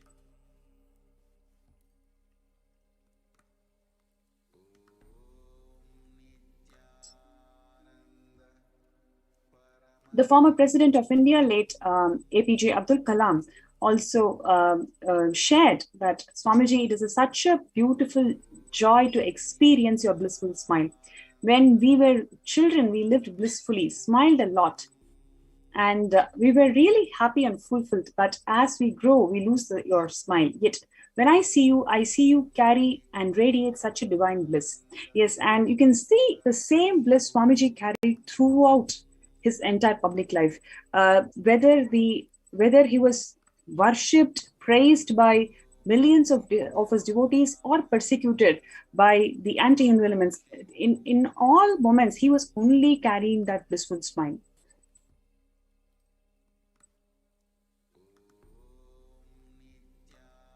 This is in 2007, the Californian Legislature Assembly recognized the Supreme Pontiff of Hinduism as the enlightened master, modern mystic, and greatest saint of modern India, who has taught the science of attaining endless happiness. In 2007, the Senate of the state of California, recognizing the Swamiji for his spirit, dedication, and efforts to raise the awareness of the Vedic tradition and to usher positively on global peace and universal brotherhood. In 2009, Californian Legislature Assembly recognized the Supreme Pontiff of Hinduism of his leadership and outstanding commitment to communities around the world, service, and selfless devotion to university.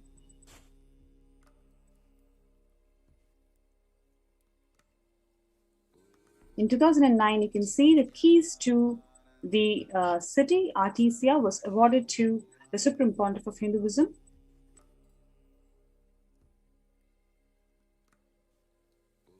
In 2009, he was recognized by the Honorable Jim Carigianis, who's a member of parliament, for his contributions as a global peace ambassador. In 2009, the Oklahoma City has acknowledged the Supreme Pontiff of Hinduism for his unselfish service to the people of Oklahoma City while serving for their spiritual well-being.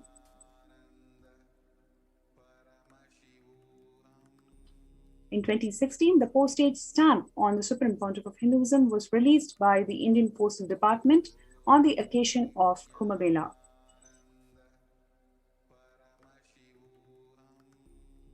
In 2015, the Senate of the State of California has recognized and congratulated His Divine Holiness for highlighting and educating the community on Kumbh Mela And in 2015, the Nityananda Hindu University was authorized by the Akhila Bharatiya Akhada Parishad as the only organization that can conduct this festival outside India.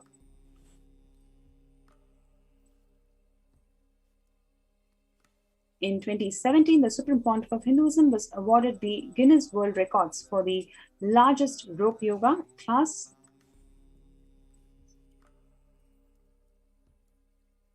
And in the same year, in 2017, the Supreme Pontiff of Hinduism was awarded for Guinness World Record for the largest pole yoga, the Shivastambha yoga class.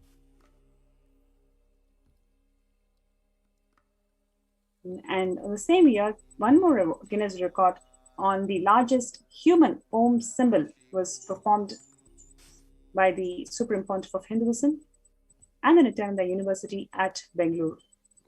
In 2017, it is declared as the Paramahamsa Nityananda Day by the city of Montclair in recognition of the Supreme Pontiff of Hinduism's contribution to the superconscious evolution of humanity.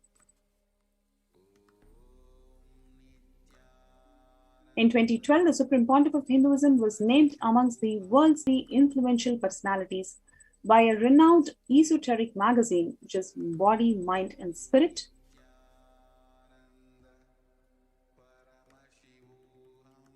In 2018, the Supreme Pontiff of Hinduism was conferred with the honorary doctorate in humanities by the Commonwealth University.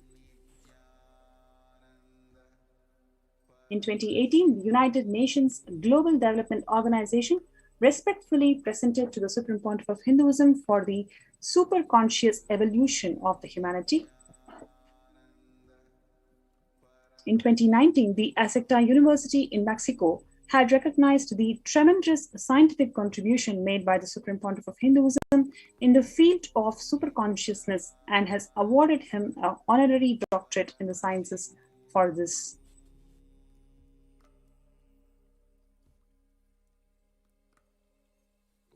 So before we go to the next segment, if you are feeling you need to be protected with this ongoing pandemic, and if you want to feel secured, Swamiji has opened the de facto embassies, the spiritual de facto embassies in India, for you to enjoy the free food, accommodation, stay, internet services, and spiritually evolve yourself during this ongoing pandemic. So you have this opportunity, and if you're interested, you can join, register yourself in kailasa.org/Kailasa Care, KAILASA.org/KAILASACARE.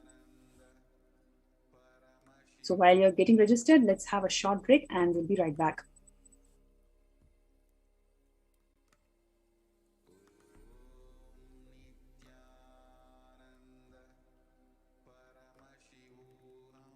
Listen intensely. Life, consciousness in you does not end while your body drops dead. It moves from different universes, vertical time zones, lives in different time zones as per its free will, knowledge, desire, but ultimately to get enlightened, complete liberation, Paramashiva Padam, your soul has to come back to this karma bhumi, the Bhumandala.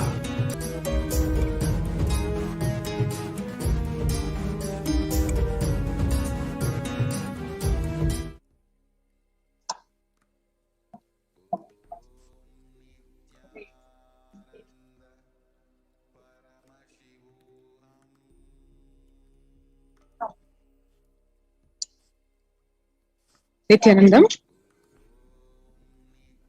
and welcome back. We just saw a very, very brief glimpse, probably not even the tip of the iceberg, of the contributions of the Supreme Pontiff of Hinduism over the last over 2 decades, more than 25 years.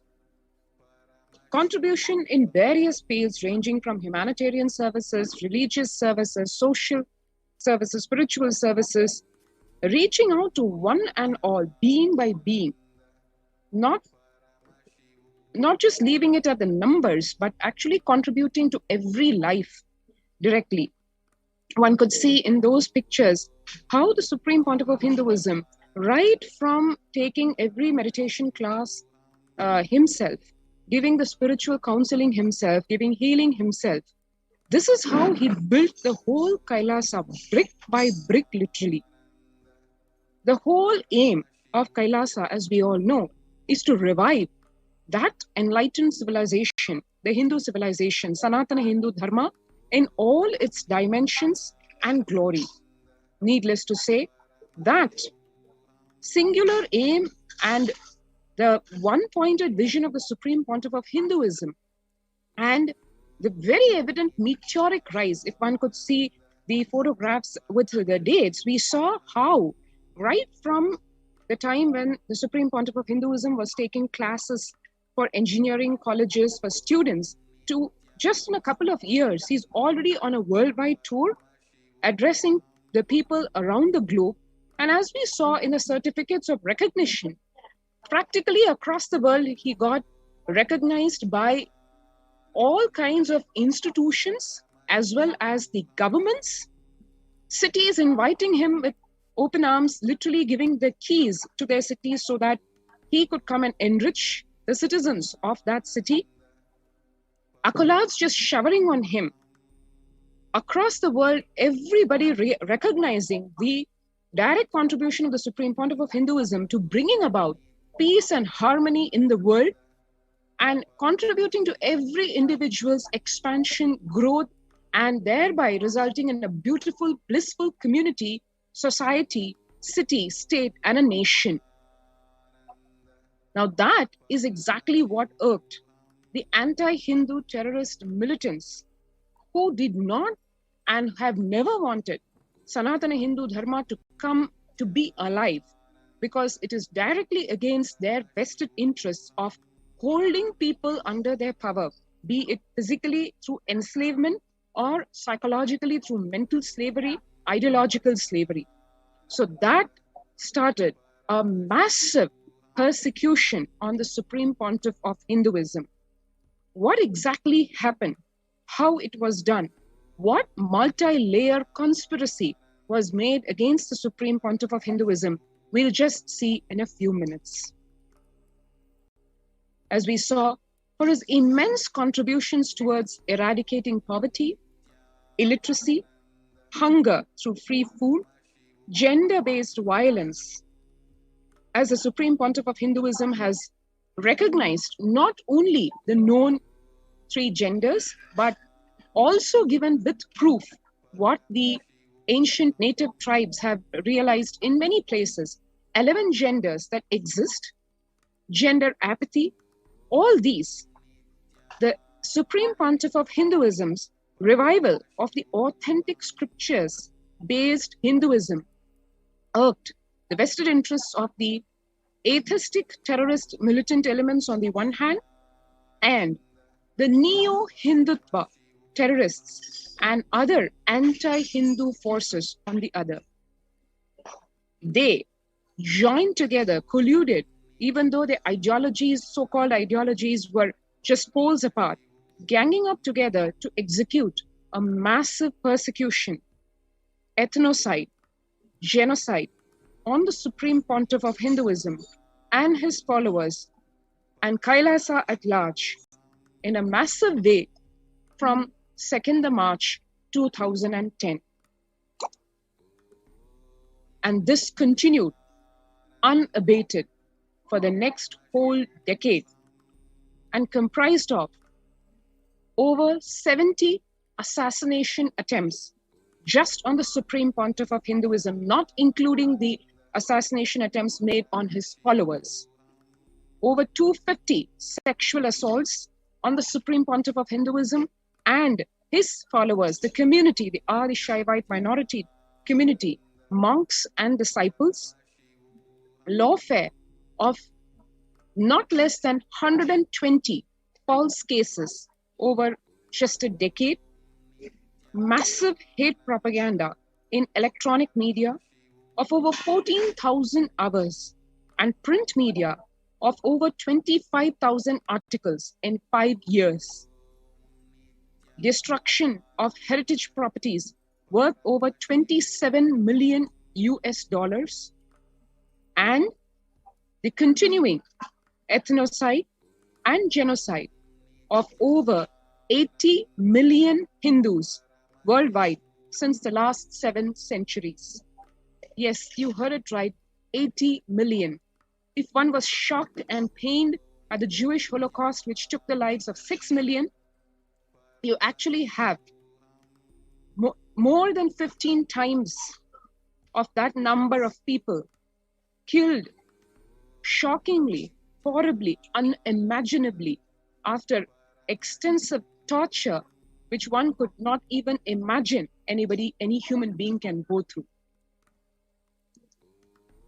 Specifically, if one looks just at the lawfare done on the Supreme Pontiff of Hinduism, leaving aside all the physical assaults and mental assaults that have been done on him and his followers, just the lawfare involved delegitimizing the Supreme Pontiff of Hinduism by hate propaganda, disenfranchising him of his civil and human rights, prejudicing him from a fair representation and fair trial, repeated illegal imprisonment coupled with brazen torture, custodial assassination attempts, supported by system justification process in various forms, including the common processes that are used, basically of bureaucracy in the system, absolute outright indifference, self-deception, keeping the whole society in a deceptive state, and diffused responsibility, where there is no one single owner,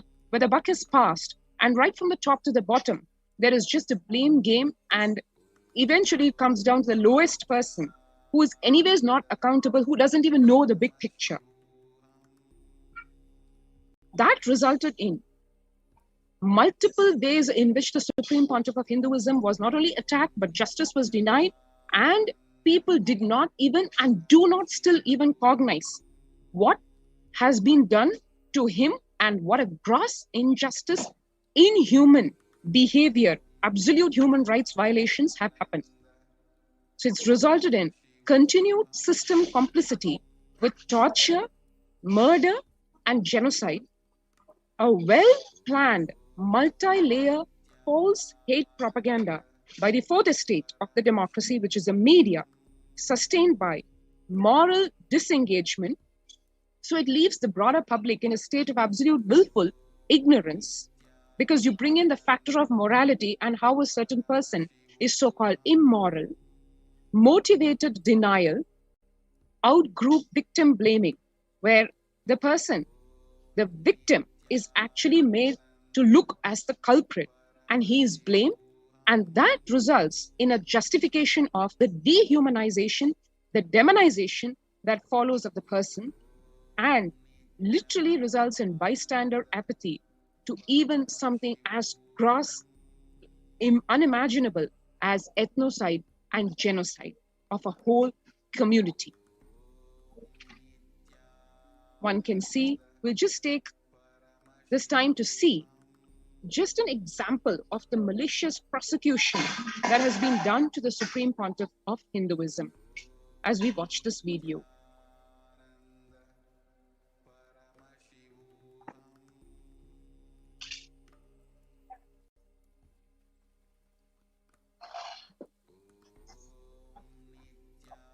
Rape accused, fake godman.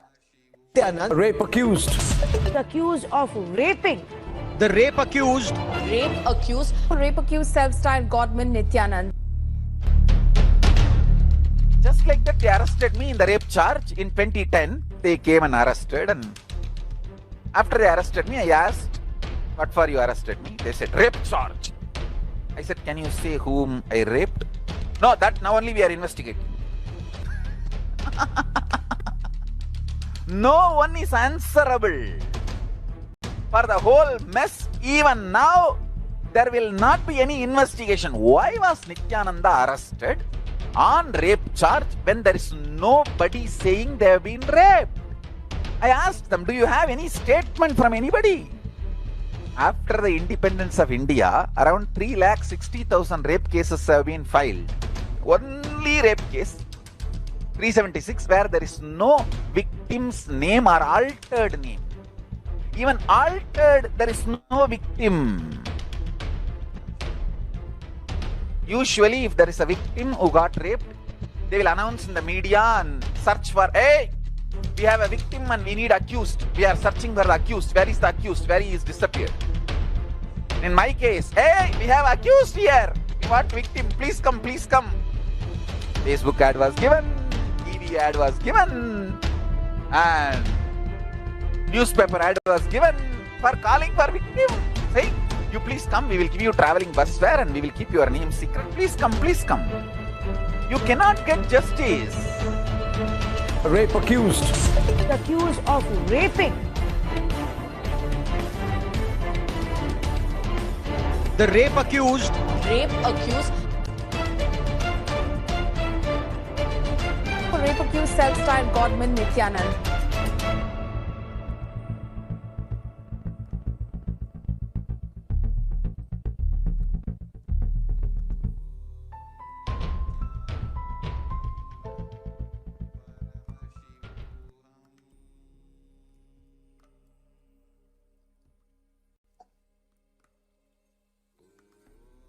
We just saw a very brief but probably very explanatory peek, literally, into what was done to the Supreme Pontiff of Hinduism in the name of lawfare. Literally, if we see, the banality of evil has been supported by system justification in various forms, including the commonly used processes of bureaucracy, indifference, self-deception, and diffused responsibility, where the system itself creates an atmosphere of absolute indifference being made to the victim, the whole delusion making the victim actually look like a criminal, and the responsibility of the same not being, you cannot pin it down to one person. It is just diffused across the whole system, which therefore results in continued system complicity with something as grossly inhuman as torture, murder, and even genocide. It is also denied and suppressed from conscious awareness, even despite compelling evidence, leaving constitutional checks and balances successfully neutralized. Now, that is what lawfare actually involves. It is not something where, like the pre-World War period, one cannot see through the outright inhuman violations being done. Here, the whole system is made in such a way that even though compelling evidence is there, it leaves even constitutional checks and balances neutralized because it's fueled by a well-planned, multi-layer false hate propaganda by the Fourth Estate media. So what happens is the information is successfully not reaching to the people. The truth is never made to reach the people. On the other hand, a massive hate campaign is spread. Disinformation is spread using this powerful Fourth Estate of the democracy called the media. And it's sustained and probably accentuated by moral disengagement. So portray the victim as somebody who's of a bad moral character, because that's what appeals to the conscience of the people at large. So you leave the broader public in a state of willful ignorance because you've already spread the misinformation. They have no idea about what the truth is. There is a motivated denial that is elicited from the public as a response. And there's a victim blaming. So the person who's a victim is actually blamed because of the disinformation that is spread. And there's a dehumanization of the individual, of the victim. And overall, the whole ambience creates literally apathy, bystander apathy to even something gross as genocide. What is the responsibility of the state, one would ask, in such a case? Well, normally, as per international law, as per various articles of the International Covenant on Civil and Political Rights as is defined in the ICCPR, the prohibition of ill treatment does not merely create a negative duty on the state agents not to engage in such treatment, but the state also has a positive duty to protect the persons under its jurisdiction from the acts of private individuals, needless to say, from the state itself.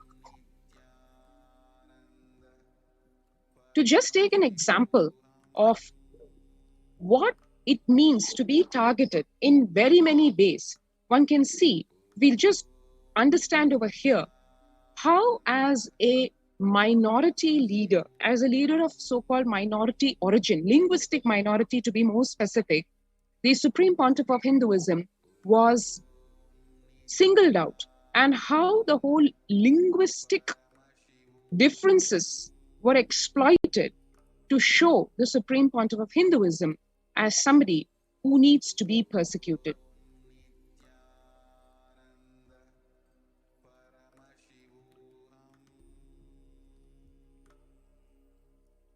One can see way back in 1956, to be more precise, the different states of India were reorganized.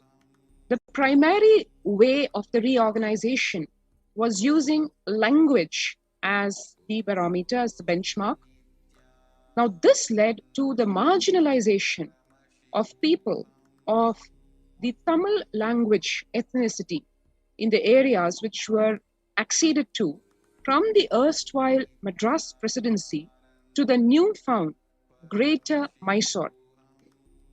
The city of Bangalore, which itself was founded way back in 1537, predominantly comprised actually people of Tamil ethnicity in its demographic composition.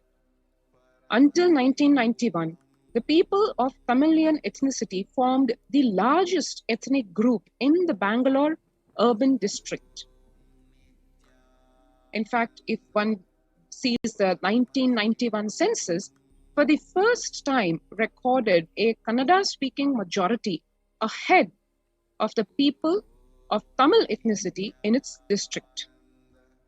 On 25th June 1991, a very seemingly innocuous or maybe not as dangerous decision was made regarding the Kaveri water, the river Kaveri, which flows all the way from Karnataka to the state of Tamil Nadu.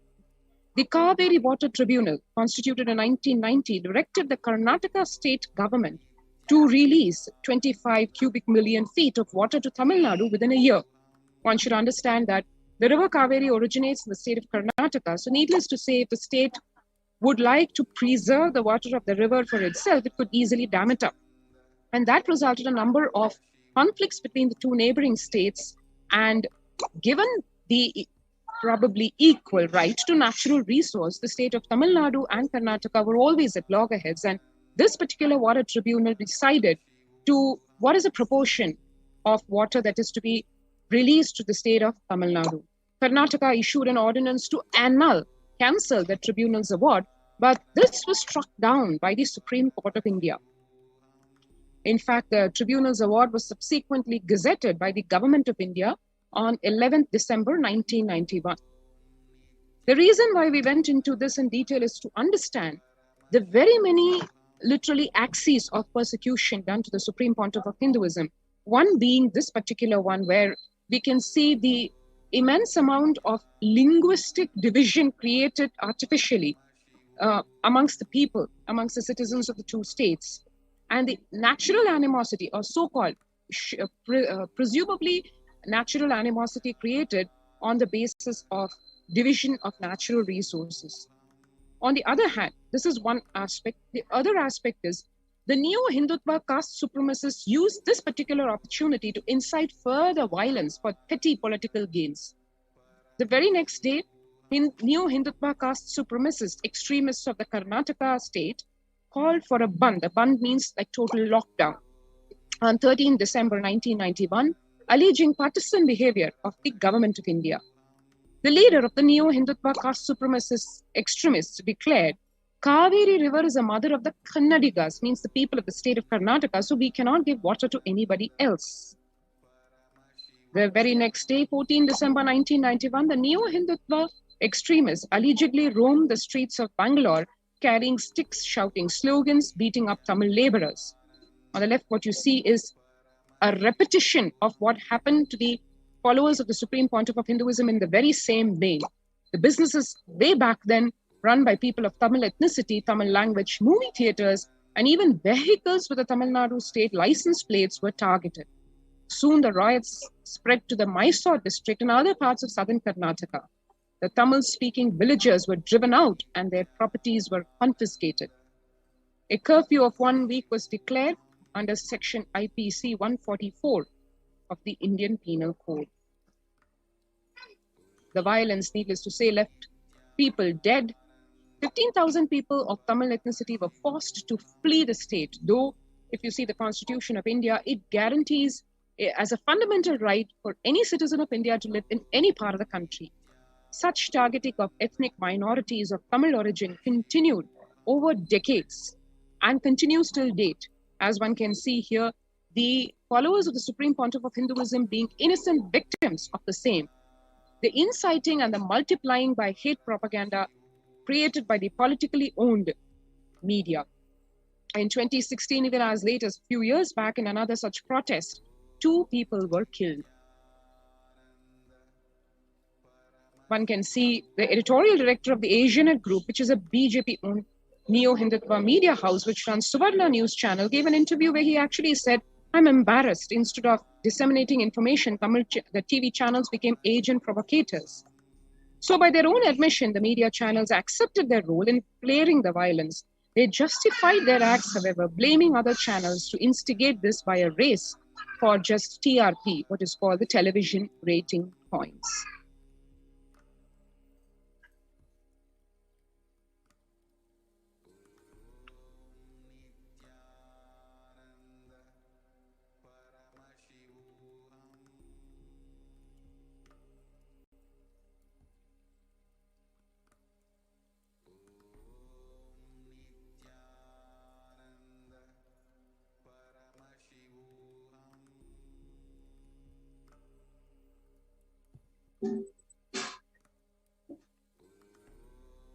The neo-Hindutva leaders have extremely regressive views regarding the sexuality and the rights of people of non-conformist genders. The views of some go to the extent of justifying rape as a tool to suppress native Hindu traditions for their political agenda.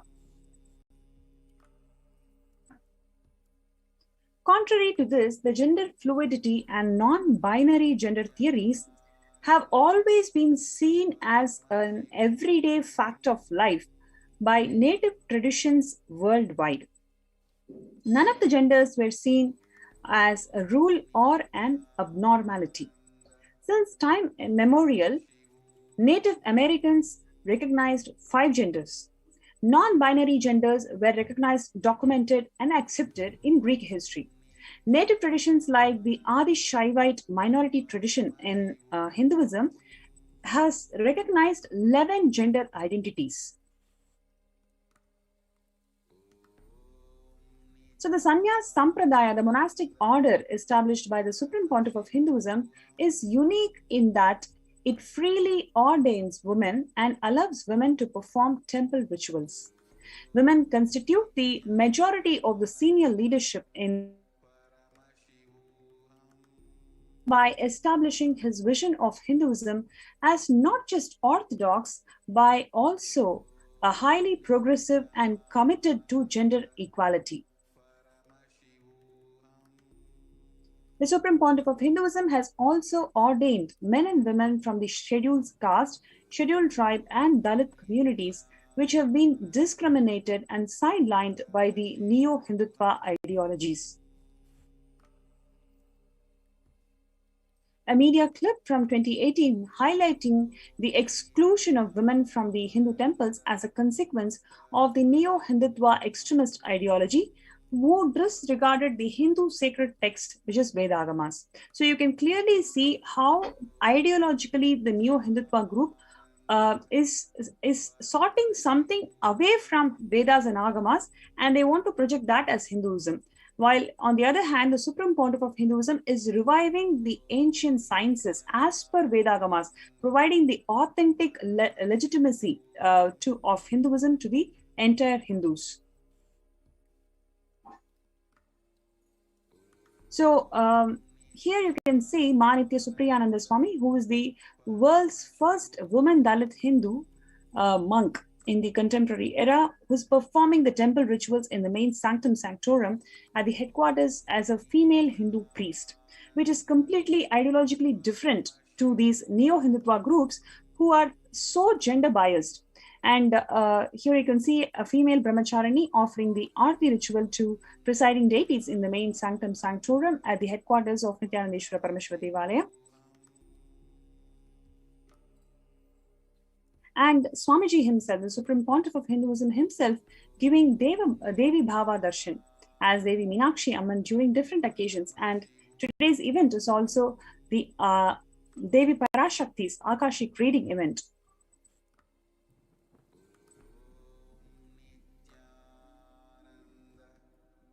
So you can see here this Devi Bhava Samadhi Darshan is an auspicious sight of the divine being Devi, and when Swamiji is actually radiating the state of Samadhi in such an ecstatic, devotional, meditative state of consciousness in the state of Advaita with Devi.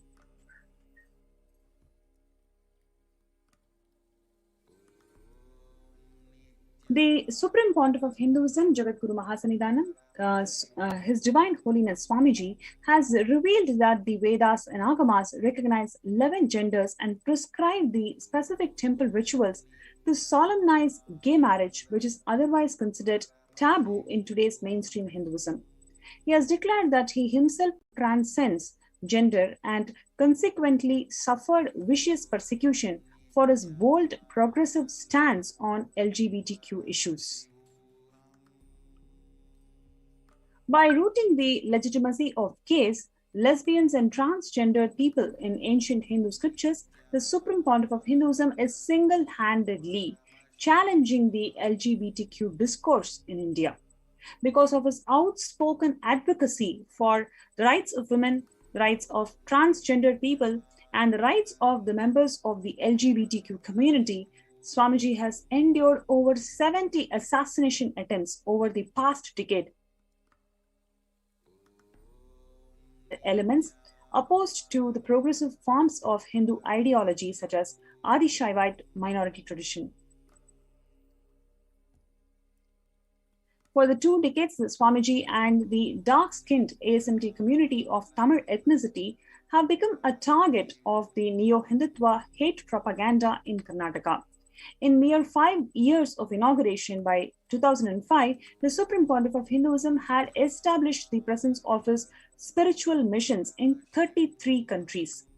This was commended and recognized by various political leaders at the state level, national level, and international level. By 2008, the family of the Chief Minister of Karnataka had actually become devoted to Swamiji. You can see the picture of the Chief Minister of Karnataka taking blessings from Swamiji.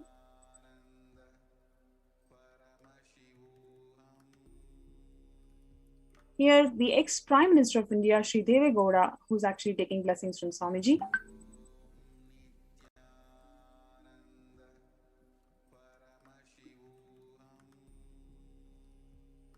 The universal acceptance and appeal of the Supreme Pontiff of Hinduism, not just in Karnataka, but worldwide, was unacceptable to Neo-Hindutva extremists of Karnataka, as his origin is of Tamil ethnicity.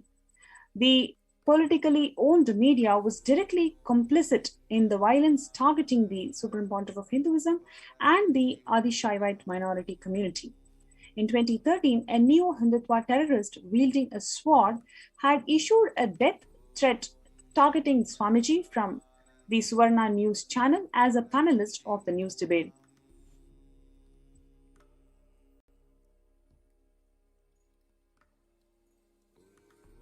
On 7th of June 2012, the Suvarna television head Ajit Hanumantavakar led a militant group to kill Swamiji and his chief administrator. The militants broke the head of the chief administrator with heavy boulder rocks for stopping them from serving an anthrax letter bomb to Swamiji. The state government was also an accomplice in this attack, as the government was led by the BJP, led by political parties who also owned the Suvarna TV channel, who employed the Neo-Hindutva militant.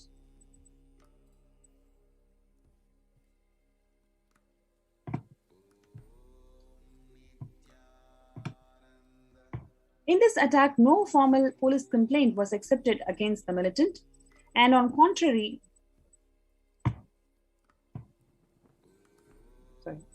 Ajit filed a police complaint against the Supreme Pontiff of Hinduism, supported by an arbitrary order by district magistrate directing the arrest of the Swamiji, or the executive order directing by the court, terming the entire process by government as illegal, without any authority, contrary to law, without jurisdiction. The court did not remedy the situation. There were no repercussions for the perpetrators of the crime, who were protected by the state. From 2010 to 2018, several attempts were made to kill Swamiji. Until 2019, demands for extrajudicial assassinations of Swamiji were publicly made by the lawmakers.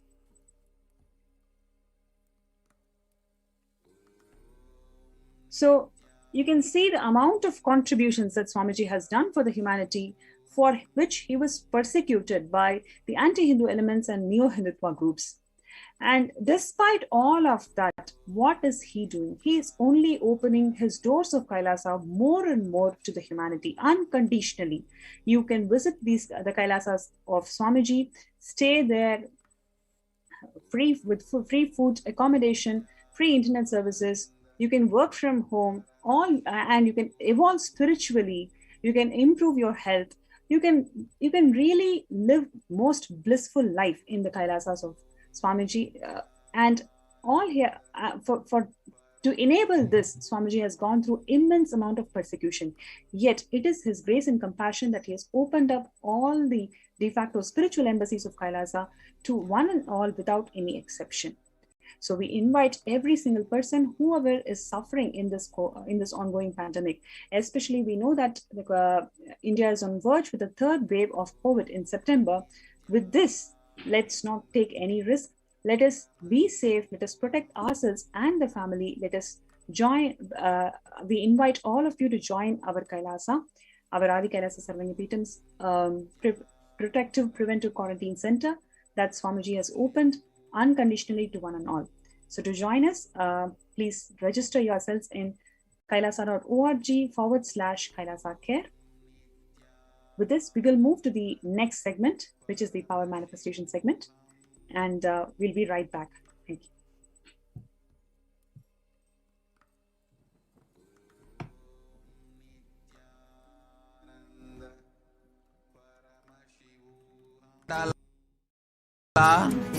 And the Jati ecosystems, the caste ecosystems,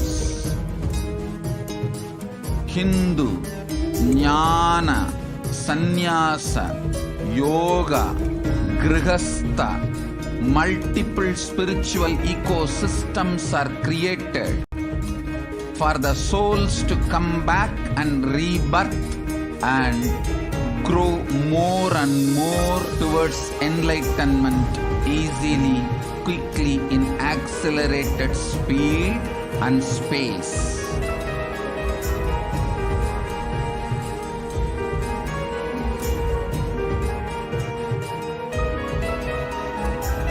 Understand the secret of Sayujya Mukti. Your Kundalini Shakti experiences the bondage inside your body due to compulsive sexual appetite. All the male bodies building intense yogic body through yoga and pranayama, building the mind of Tyaga centric, will heal your compulsive sexual appetite and make you reach Sayujya. All female bodies, love-centered care, serving every being will liberate you from the compulsive sexual appetite and make your Kundalini reach Sahasrara, which is Kailasa, Parama Shivapada, Sayujya.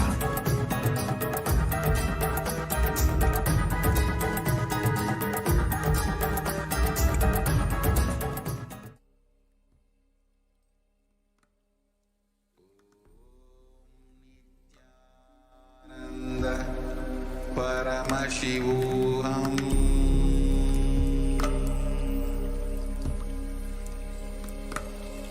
Om Nityananda Paramashivoham.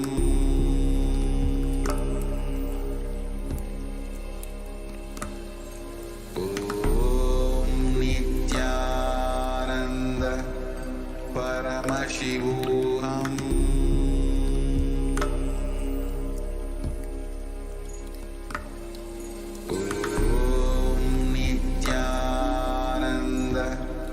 Paramashivoham.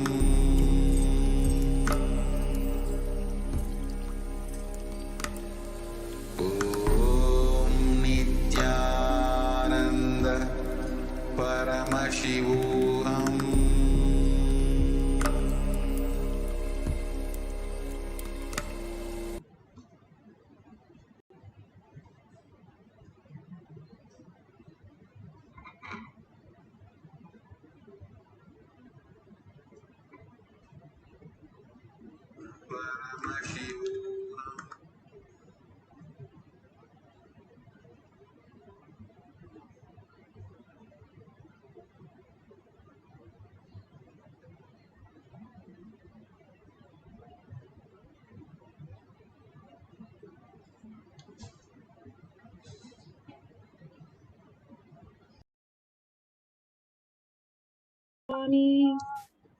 Let's go through the disclaimers. Security measures. No photography, video, audio recording. Important cautions.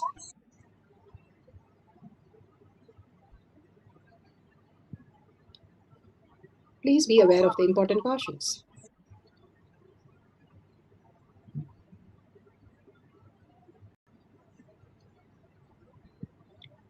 What is spa manifestation? Let's hear from Bhagwan himself explaining what is spa manifestation.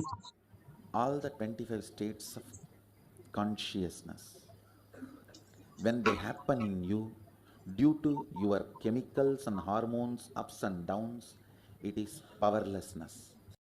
When it happens in you, out of your free will and consciousness, it is powerfulness. That's all. When you fall into sleep, it is powerlessness. When you enter into sleep, it is powerfulness. When you fall into dream, it is powerlessness. When you decide to dream, it is powerfulness. So I have added the ultimate powerfulness, Turiyatita, in your whole being and doing. Manifest all the powers. Understand, power manifestation is nothing but cognitive shift. It is not work. It is cognitive shift. Understand? It is just cognitive shift. It's not work. Work is a 4-letter word. Power manifestation is cognitive shift. Playing life. Playing with being alive. Static matter, dynamic activity, strategic existence, all these three has no boundary. You are one with it. You are alive in everything. Everything listens to you. everything decides as you want. Power manifestation is cognitive shift, raising your frequency, not work. Science of power manifestation. Science of power manifestation is authentic, time-tested, scientific and foolproof. It is science because each one of us can manifest the powers and it is repeatable. The evidences to show that all humans, each one of us, can manifest all the powers and become superconscious beings. The higher reality of who we are. Bhagavan says we are not humans having the divine, but we are divine and dimension. And the references from for all these manifestation from the Shastra, scriptures, the scriptural references, the eternal unchangeable truth revealed in the source scriptures, the Vedas and the Agamas. Apta Pramana. Apta Pramanas are the experience of the Rishis, Munis, Ganas, Nayanamas, Alvars, all the results of their manifestation of all the powers of Paramashiva, and it is authentic, time-tested, scientific and foolproof. Atma Pramana. Atma Pramana, account of His Divine Holiness Bhagavan Nityananda Paramashivam. This millennium's avatar's personal experience of power manifestation. Shakshi Pramana, experience of the millions of devotee disciple followers all around the world manifesting the power. Bhagavan has beautifully said that whoever comes to the Kailash courtyard, I myself will initiate them and make them manifest powers. The presence of Bhagavan is in Kailash courtyard, manifesting all the powers of Paramashiva. Pratyaksha Pramana, the scientific study, measuring the effect of being in the enlightened state. Clearly, Bhagavan himself has gone through the scientific study, and the disciples, devotees, followers, balasans, all of them have experienced the thoughtless space, and it is measured scientifically. And clearly it shows in science how you can be in the thoughtless space for few seconds. And because of the Bhagavan's beautiful space for each one of us to make us manifest, that he initiates us into the higher space of consciousness, superconscious space, and makes us manifest all the powers. So whoever comes to the Kailash courtyard, manifesting power group, simply manifest all the auspiciousness, health, wealth, and bliss. Let's go to the Shastra Pramana. Shastra Pramana are from the Vijnana Bhairava Tantra, the Veda Agamas. Shastra Pramana for the power of third eye awakening is taken from the Vijnana Bhairava Tantra, Sutra 34, Dharana 11. Kapala antarmanonyasya तिष्ठन्मीलितलोचनः क्रमेण मनसो दाढ्यात् लक्ष्ये लक्ष्यमुत्तमम् कपालान्तर्मनोन्यस्य तिष्ठन्मीलितलोचनः क्रमेण मनसो दाढ्यात् लक्ष्ये लक्ष्यमुत्तमम्. Vijnana Bhairava Tantra, Vijnana, consciousness. Bhairava, one who experiences consciousness and going beyond the mind. Tantra is the method. Bhagavan has given beautiful methods for us to understand. This is a science and it has methods. You follow the step 1, 2, 3 for whether it is cooking or a science lab, and you come to a result, and it is repeatable, and we can do it and manifest the same result again and again, and anybody does it, the result is exactly same. That's exactly the science of power manifestation. The science clearly defines by fixing the mind on the inner space within the crown center and sitting stably without the movement, having the eyes closed in succession, by the stability of the mind and the inner space through the power of the third eye, one directly sees the ultimate goal, Lakshyam. By having the vision beyond the sight, that reveals any object or place attaining the space of oneness with the source Paramashiva.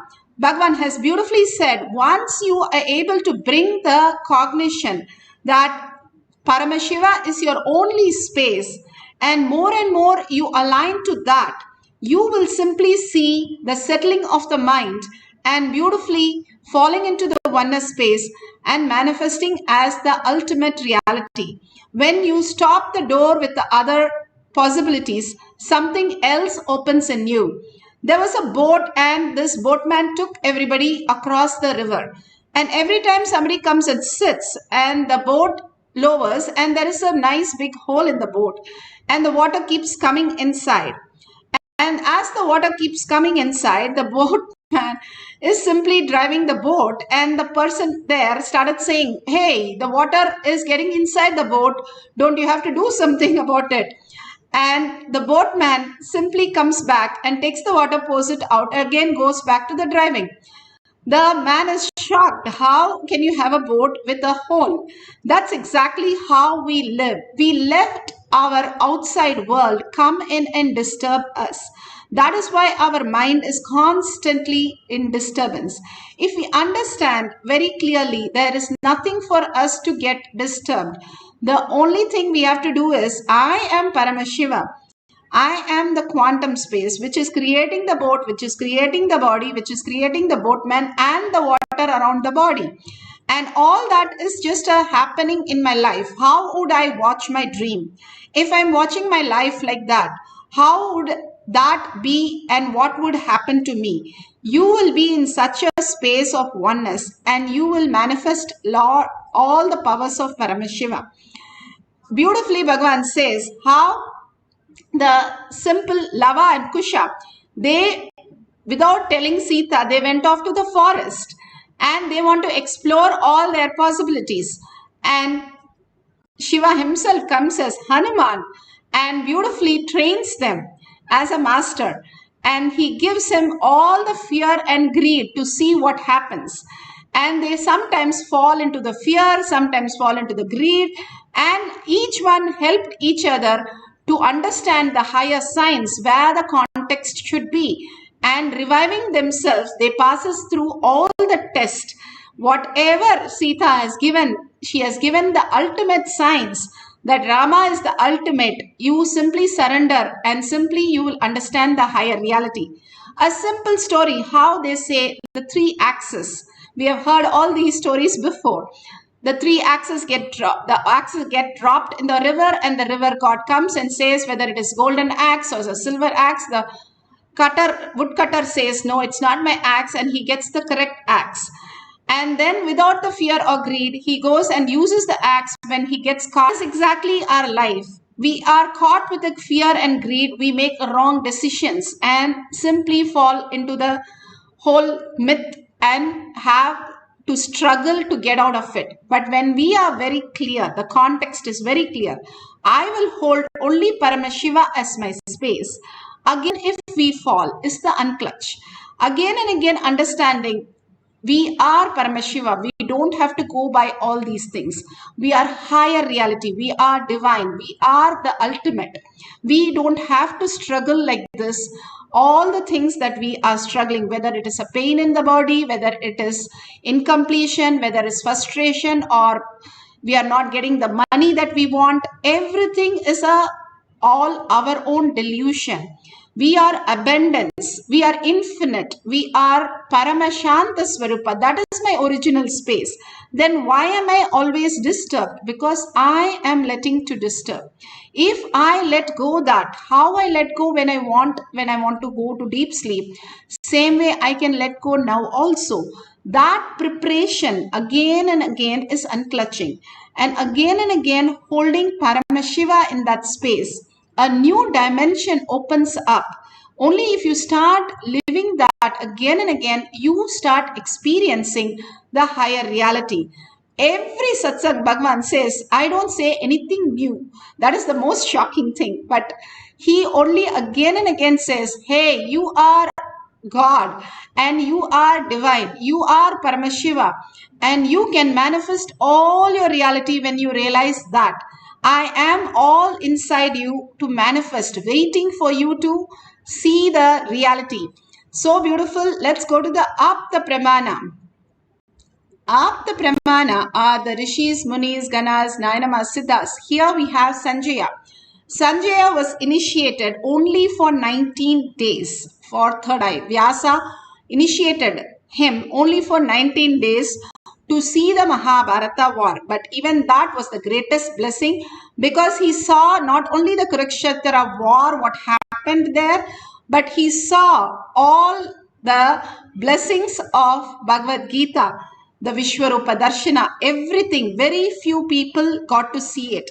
And Sanjaya was one of them to experience that ultimate space of Krishna and hear the Bhagavad Gita also. But understand, only 19 days he had a third eye that he can see through. People lived only manifesting very small powers. Here Bhagavan is flooding everybody's third eye to make everybody manifest like gods and goddesses. All the powers. Literally, Devi is in a form for us to manifest all of us into gods and goddesses. He's making a superconscious civilization, a beautiful space that all of us can live as gods and goddesses, experience the higher science, and not to struggle as humans. And if we understand what Bhagavan is beautifully sculpting all of us into, that is the ultimate surrender that we can have. If we understand the higher reality, Bhagavan himself speaks in the Apta Pramana how he went beyond the thoughts and merged into the oneness, beyond the fear and greed.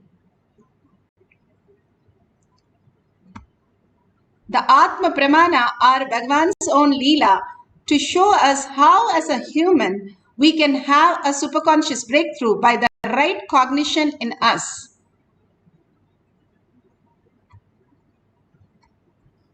Is also nearer than the nearest space. Truth is the inner space of the whole cosmos. Truth is also the outer space of the whole cosmos, pervading and uniformly ever present inside and encompassing this cosmos from the outside. Please listen.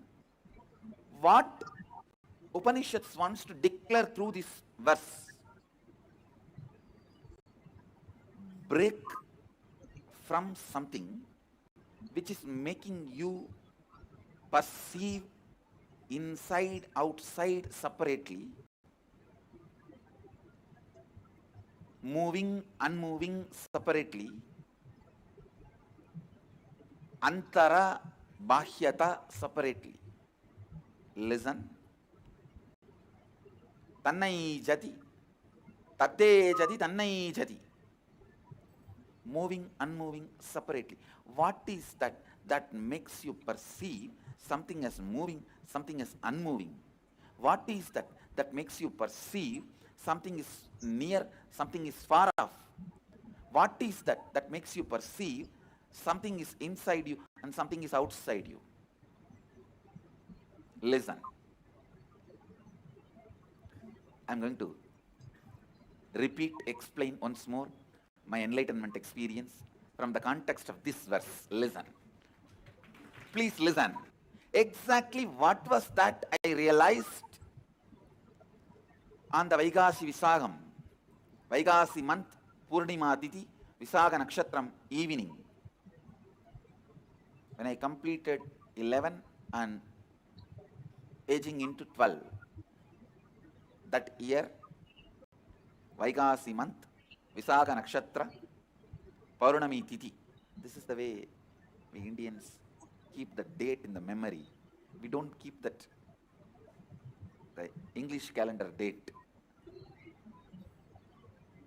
Somehow, I always kept only based on the Tithi and Rasi and Nakshatra. And so now if you can Google, you Google and find out exactly what is the date. Let me describe. Because we never bothered about the Kala. We bothered about only the essence of Kala. When I completed 11 and moving into 12, that year, this has happened. Listen, exactly what happened. Let me describe. As usual, I went and sat on one rock. I did not choose. Please understand. I did not choose. It was just a casual. Usually I'll sit here, there, here, there. Somehow, that day I sat on one rock, which has become a Tirtha Kshetra now for all our devotees and disciples. I sat casually. Whenever I find time, I'll go and spend time in that space, in that area, because Devi became enlightened there. My Guru Vibhudananda Puri always used to tell, this is Devi's energy field. That place is called Pavalakundu, Coral Hill. She used to tell, this is Devi's energy space, energy field. So I always used to go and sit there. I was sitting on a rock. To tell you honestly, I was not even doing some serious meditation. I can say in a way the whole ambience was so calm, so beautiful. I decided to close my eyes. Once I closed the eyes, the intensity of my yearning started taking over me. The intensity to realize myself, my true nature, started possessing me. It has taken possession over me. The Kathopanishad declares, Shraddha Vivecha. Shraddha just took over Nachiketa. All of you know how fear takes over you, greed takes over you. When a fear takes over you, when you have the panic attack, you just do things. You always feel guilty, shy, let on about it.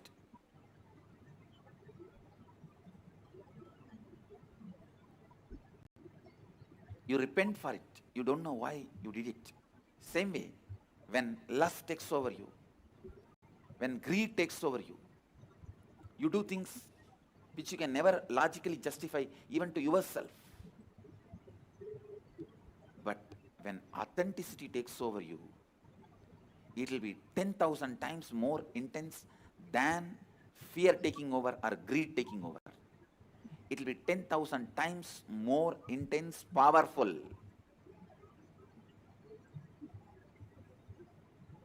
When fear takes over you, it's called panic attack. When greed takes over you, it's called restlessness. When authenticity takes over you, it is called Satori. My sincere seeking that overpowered me, that's the right word I should use. I just felt, what is it I am seeking? Who is that me who is seeking? Who is that me that is deeply discontented about anything I see, hear? Who is that who is deeply discontented even about my own existence? Listen.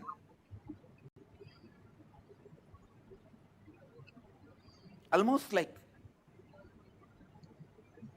who am I who is so discontented about my own existence? Understand, all of you have discontentment about your own existence, but you never look into why, what, who is having that discontentment. You try to look in, if you get one Rasagulla, you forget that. You try to look in, if you get something else, you forget that. Very easily that question, why, what, who is so discontented? Those questions are forgotten very easily. The person for whom the question has become the first and top priority, he is a seeker. Shastra Pramana are the... So beautiful, Bhagavan said, the seeking, how it becomes the reality in all of us as the ultimate consciousness that starts possessing. Now we can see the Balasans demonstrating the power of third eye. Oh, can you read this? Would you say that again? Can you read this? Oh, very good. Impressed? How about it? How about this? That's amazing. Where is the TV? The TV's over there. That's right.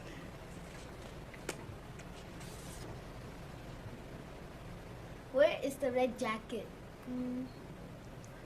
I don't see There it. is no red jacket, that's right. Okay, this is an instruction. Jump up and down. All right, go for it. Awesome. Okay. Follow my movements. Oh, you're walking better than I am. All right, thank you.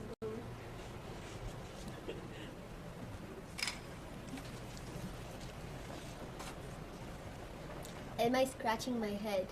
No. Now you are. Squatting.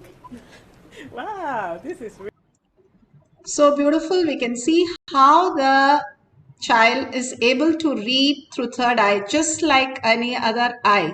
Completely blindfolded, but still they can experience the whole thing. Pratyaksha Pramana, the scientific study which is done on Bhagwan himself.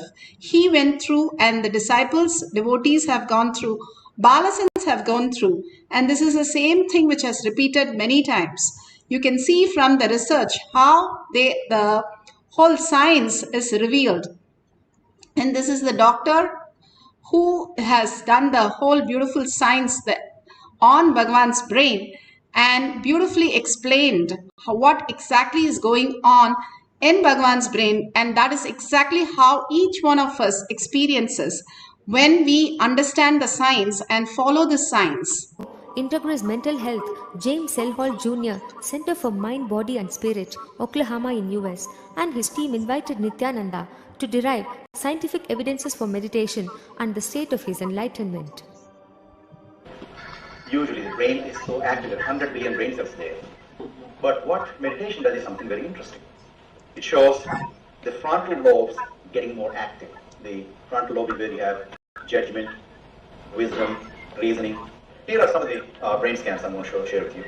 This is alert, non-meditative state. The second one is 30 minutes into 30 minutes meditation. Look at the frontal lobes, how they light up. They light up big time. 60 minutes of deep meditation, and here is a deep, deep level of meditation where it lights up significantly right here, right in the middle, probably 1.5 to 2 inches deeper. From time immemorial, it is believed that great masters are always in the state of bliss or causeless happiness. They are unconditionally happy. With modern sophisticated equipments, we are able to detect this truth. The dopamine secretion is always abundant in the case of Paramahamsa Nityananda. The D really stands for divine spot. The D also stands for delight and the dopamine spot. What's also interesting is that he could at will go in and out of the state. So we asked Swamiji when he came from the scanning room, when we saw this one, we asked Swamiji, what were you exactly doing when so and so thing happened? He didn't know what was there. He did not see the pictures yet. He said, really interestingly, there were 3 people there. And he said, I opened my third eye. And that's stunning because I learned about third eye as a child. Didn't read about it in a long time, what it is today. But what he said was, I asked him to describe more in detail what does he mean by third eye. And he said, it's a deep meditative state. It's probably a very, very deep state. But he said, it looks like a small petal on one side going and joining. Another side, another petal comes and join together, and then it comes to third eye. Like a blissful state that you experience in third eye. So that's really a very, very interesting and fascinating finding. And we're going to talk about it for a long time. Beautifully, we can understand how the science has manifested as reality in all of us. Bhagwan has beautifully initiated all of us into the same science, that when you are able to hold that oneness space, even for few seconds, it's clearly shown that you can manifest the higher reality because of Bhagwan's initiation into all of us. And Bhagwan clearly says, whoever comes into my Kailash courtyard, I will be there manifesting all the powers. In deep gratitude and oneness space, one can experience this science very beautifully, is what Bhagwan is again and again telling us through all the pramanas, all the evidences. Just now we played. So make sure your eyes, how do we now manifest the powers? Your eyes, when you close it, still there is light. When you make it very dark, then you start seeing it in your third eye. Something else start happening. And if you have the Jnananjan you can apply in your Kantamala, you can apply in your third eye and your temples. The Jnananjan is simply Bhagavan's very own DNA, what you're applying, which opens up the higher reality. If you do not have that, if you have the Basma from any temple, that's beautiful. Basma, that Aushadas that you have. If you can apply the turmeric regularly when you go to sleep, simply even women and men could apply. Bhagavan says the detoxing happens in your third eye area. Again and again, he gives the signs for us to understand how it can be done. The detoxification, the calcification of our third eye because of the food habit, because of the lifestyle, because of the thought currents that we cherish. Unlike so much of doubts and confusion and fear in this world, which creates the calcification, which doesn't allow us to do the third eye reading. Now detoxing it again and again and bringing that awareness, and how Bhagavan said, simply that earning to see who I am, and that start possessing me more than anything else, because my only interest was that. And simply I was possessed by authenticity to understand the greater science, which is the greater reality. You are manifester of the world that you are in, and you are the Paramashanta Swarupa. You are more powerful than the nuclear energy. Bhagavan simply doesn't say, we know the Siddhas were able to manifest it as reality. And all the Alvars, Siddhas, Nayanamars, everybody were able to experience it. So it is quite possible for each one of us, not quite possible, always possible for each one of us to manifest the powers. So get some books, get some pencils, papers, and have an eye band which does not allow light to pass through your eyes for a few minutes.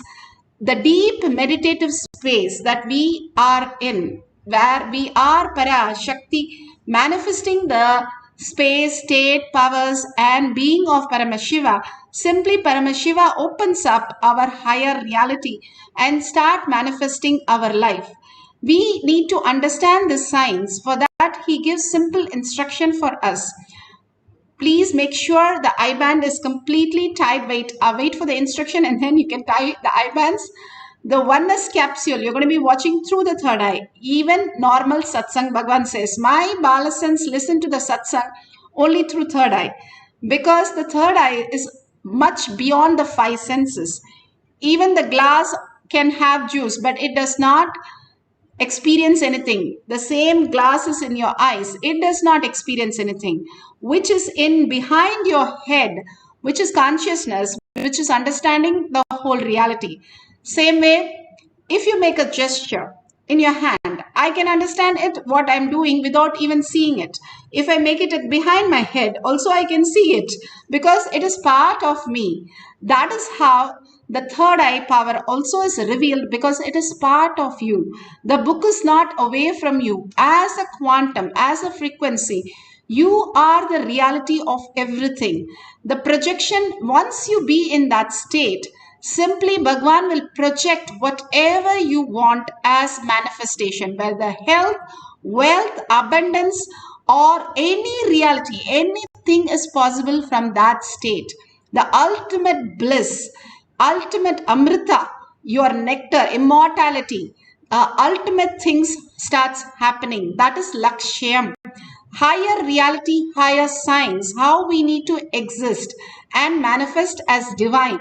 That is the higher intelligence. The intelligence starts manifesting in us. And it's not that we become something else.